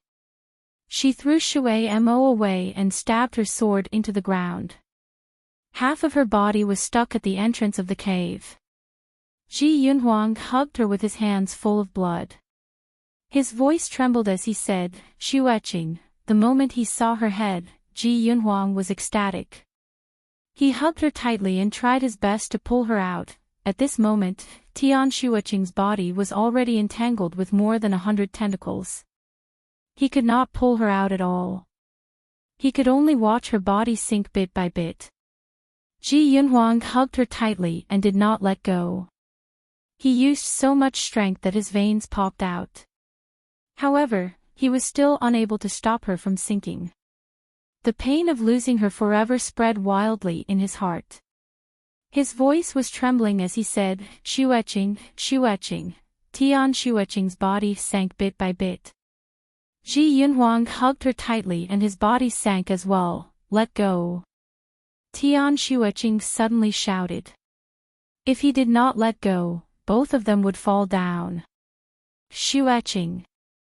Ji Yunhuang was not willing to let go.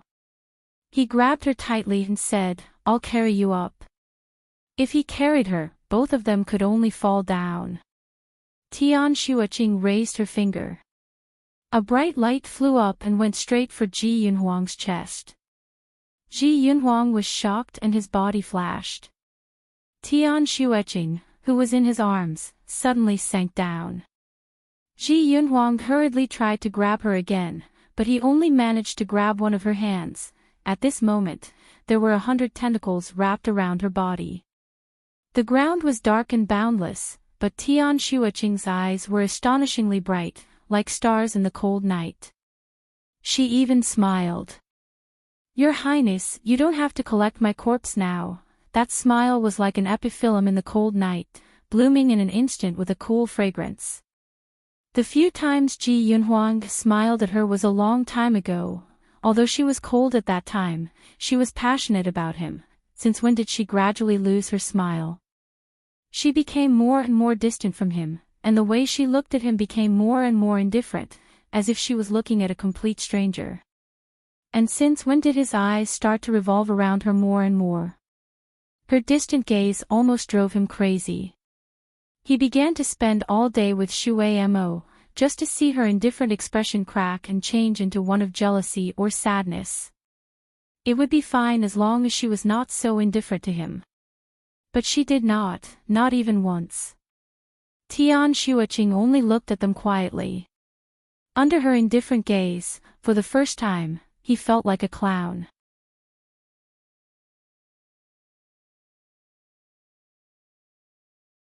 Chapter 1133. Now, he finally saw her smile again, but he did not expect that it would be the last time. Ji Yunhuang's heart ached so much that he curled up into a ball. The pain caused his whole body to tremble, and he almost lost his grip on her hand. Tian Shuiqing said softly, "Your Highness, I have placed the serene orchid grass on Shui Mo. You don't have to worry." There was no need to hold on so tightly. Even if she died, she would not be a hindrance to him anymore. Her mission had already been completed. Ji Yunhuang's voice trembled strangely. It sounded like he was crying and laughing at the same time. "Shuiqing, forgive me," Tian Shuiqing smiled and shook her head. "Let's not meet again in the next life." Feeling Tian Shuiqing slowly let go of his hand, the usually calm Ji Yunhuang could no longer remain calm. His face was filled with panic, and his voice trembled. "Shuiqing. Don't let go. This prince orders you not to let go." Tian Shuiqing smiled and shook her head. Her expression was relaxed, as if she had finally been freed. She looked at him one last time and said, "Shuiqing is already dead. A new person can be appointed. Be happy for 100 years and have many children and grandchildren." Then, she let go of his hand and fell into the endless abyss. Shuiqing. The last thing Tian Shuiqing saw was Ji Yunhuang's red eyes and a hideous expression of pain. The crack in the ground that he had painstakingly dug closed again. Ji Yunhuang stood there in a daze. Her last smile flashed before his eyes. He thought that she would pester him for a lifetime and that she would never let go of his hand, but he did not expect that. "Tian Shuiqing, didn't you want the position of crown princess? Why did you let go? Why did you let go?" Ji Yunhuang suddenly looked like a madman as he dug at the crack in the ground. "Tian Shuiqing, I won't allow you to give up. I won't allow you to give up. Tian Shuiqing, come back." Ning Xuema's imperial sword technique was already quite stable. After she and Shenjiuli collected herbs from the ice plains, they went to several places to train. When the two of them returned to the Sun-Moon sect, 2 to 3 months had already passed. Ning Xuema had also successfully advanced and was now at Earth rank level 7. The two of them went straight to the Heavenly Sound Peak. Shenjiuli's sound-transmitting talisman suddenly rang. He picked it up and said indifferently, "What's the matter?" Yilu Jing An's gentle voice came from the talisman. "Master, Ji Yunhuang requests an audience." Shenjiuli frowned slightly. After a while, he said, "Approved." Ji Yunhuang's sudden request for an audience made Ning Xuema's heart sink. Could something have happened? When Ji Yunhuang walked in, Ning Xuema's eyes widened in shock. Was the person in front of her really that lofty and arrogant crown prince, Ji Yunhuang? His face was pale and haggard, and his eyes were empty. He looked like he had lost his soul. Ning Xuema's heart sank even more. She asked, "Yunhuang, what happened to you?" Ji Yunhuang glanced at Ning Xuema and revealed a smile that was uglier than crying. "Xuema. Shuiqing is dead." Ning Xuema suddenly stood up. "Shuiqing is dead. Such a good girl, a girl who loved Ji Yunhuang so deeply, was actually dead." Ning Xuema slowly sat back down in her chair. She was in a daze. Ji Yunhuang suddenly started coughing violently, as if he was going to vomit out his heart. Ning Xuemo was speechless. Her fingers slightly tightened. Ji Yunhuang's face was pale and there was blood at the corner of his lips. He was coughing up blood. It was obvious that his heart was injured. She asked, "I heard that Ding Qi had to be with you for 3 years before she could leave. You're so weak now. Is it because she died in advance? Do you want Dizun to save you?"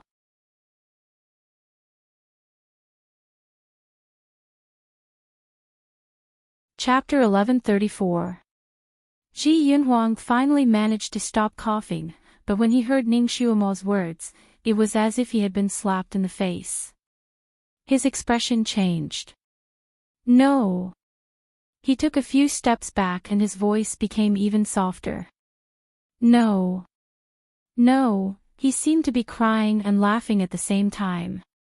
"She found the serene orchid grass for me. It can undo that function." He trembled as he took out a dried blue grass and looked at Shinjioli, who was sitting on the throne. A glimmer of hope finally appeared in his eyes as he knelt down. "Ancestor, I beg you to save Xueqing. I don't want this grass, I only want her back. I beg you, you must have a way." He was like a drowning man who had finally found a life-saving straw. He looked at Shinjioli with eyes full of hope. Shinjioli silently looked at Ji Yunhuang's soulless appearance. Ji Yunhuang's figure overlapped with Tian Shaoshu's figure. That year, the disciple he was most proud of had also knelt down like this and begged him to save Ling Zai. In his previous life, Tian Shaoshu had regretted it for the rest of his life. In order to make it up to this disciple, he had directly bestowed Tian Xueqing to him in this life. Who would have thought, in the end, the two of them were not fated to meet? Time passed bit by bit. The glimmer in Ji Yunhuang's eyes became weaker and weaker. He was like a drowning man as he said in panic, "Ancestor." Shinjioli finally opened his mouth, his tone carrying a trace of coldness. "Since you don't love her, why not let her go?" Ji Yunhuang's body stiffened.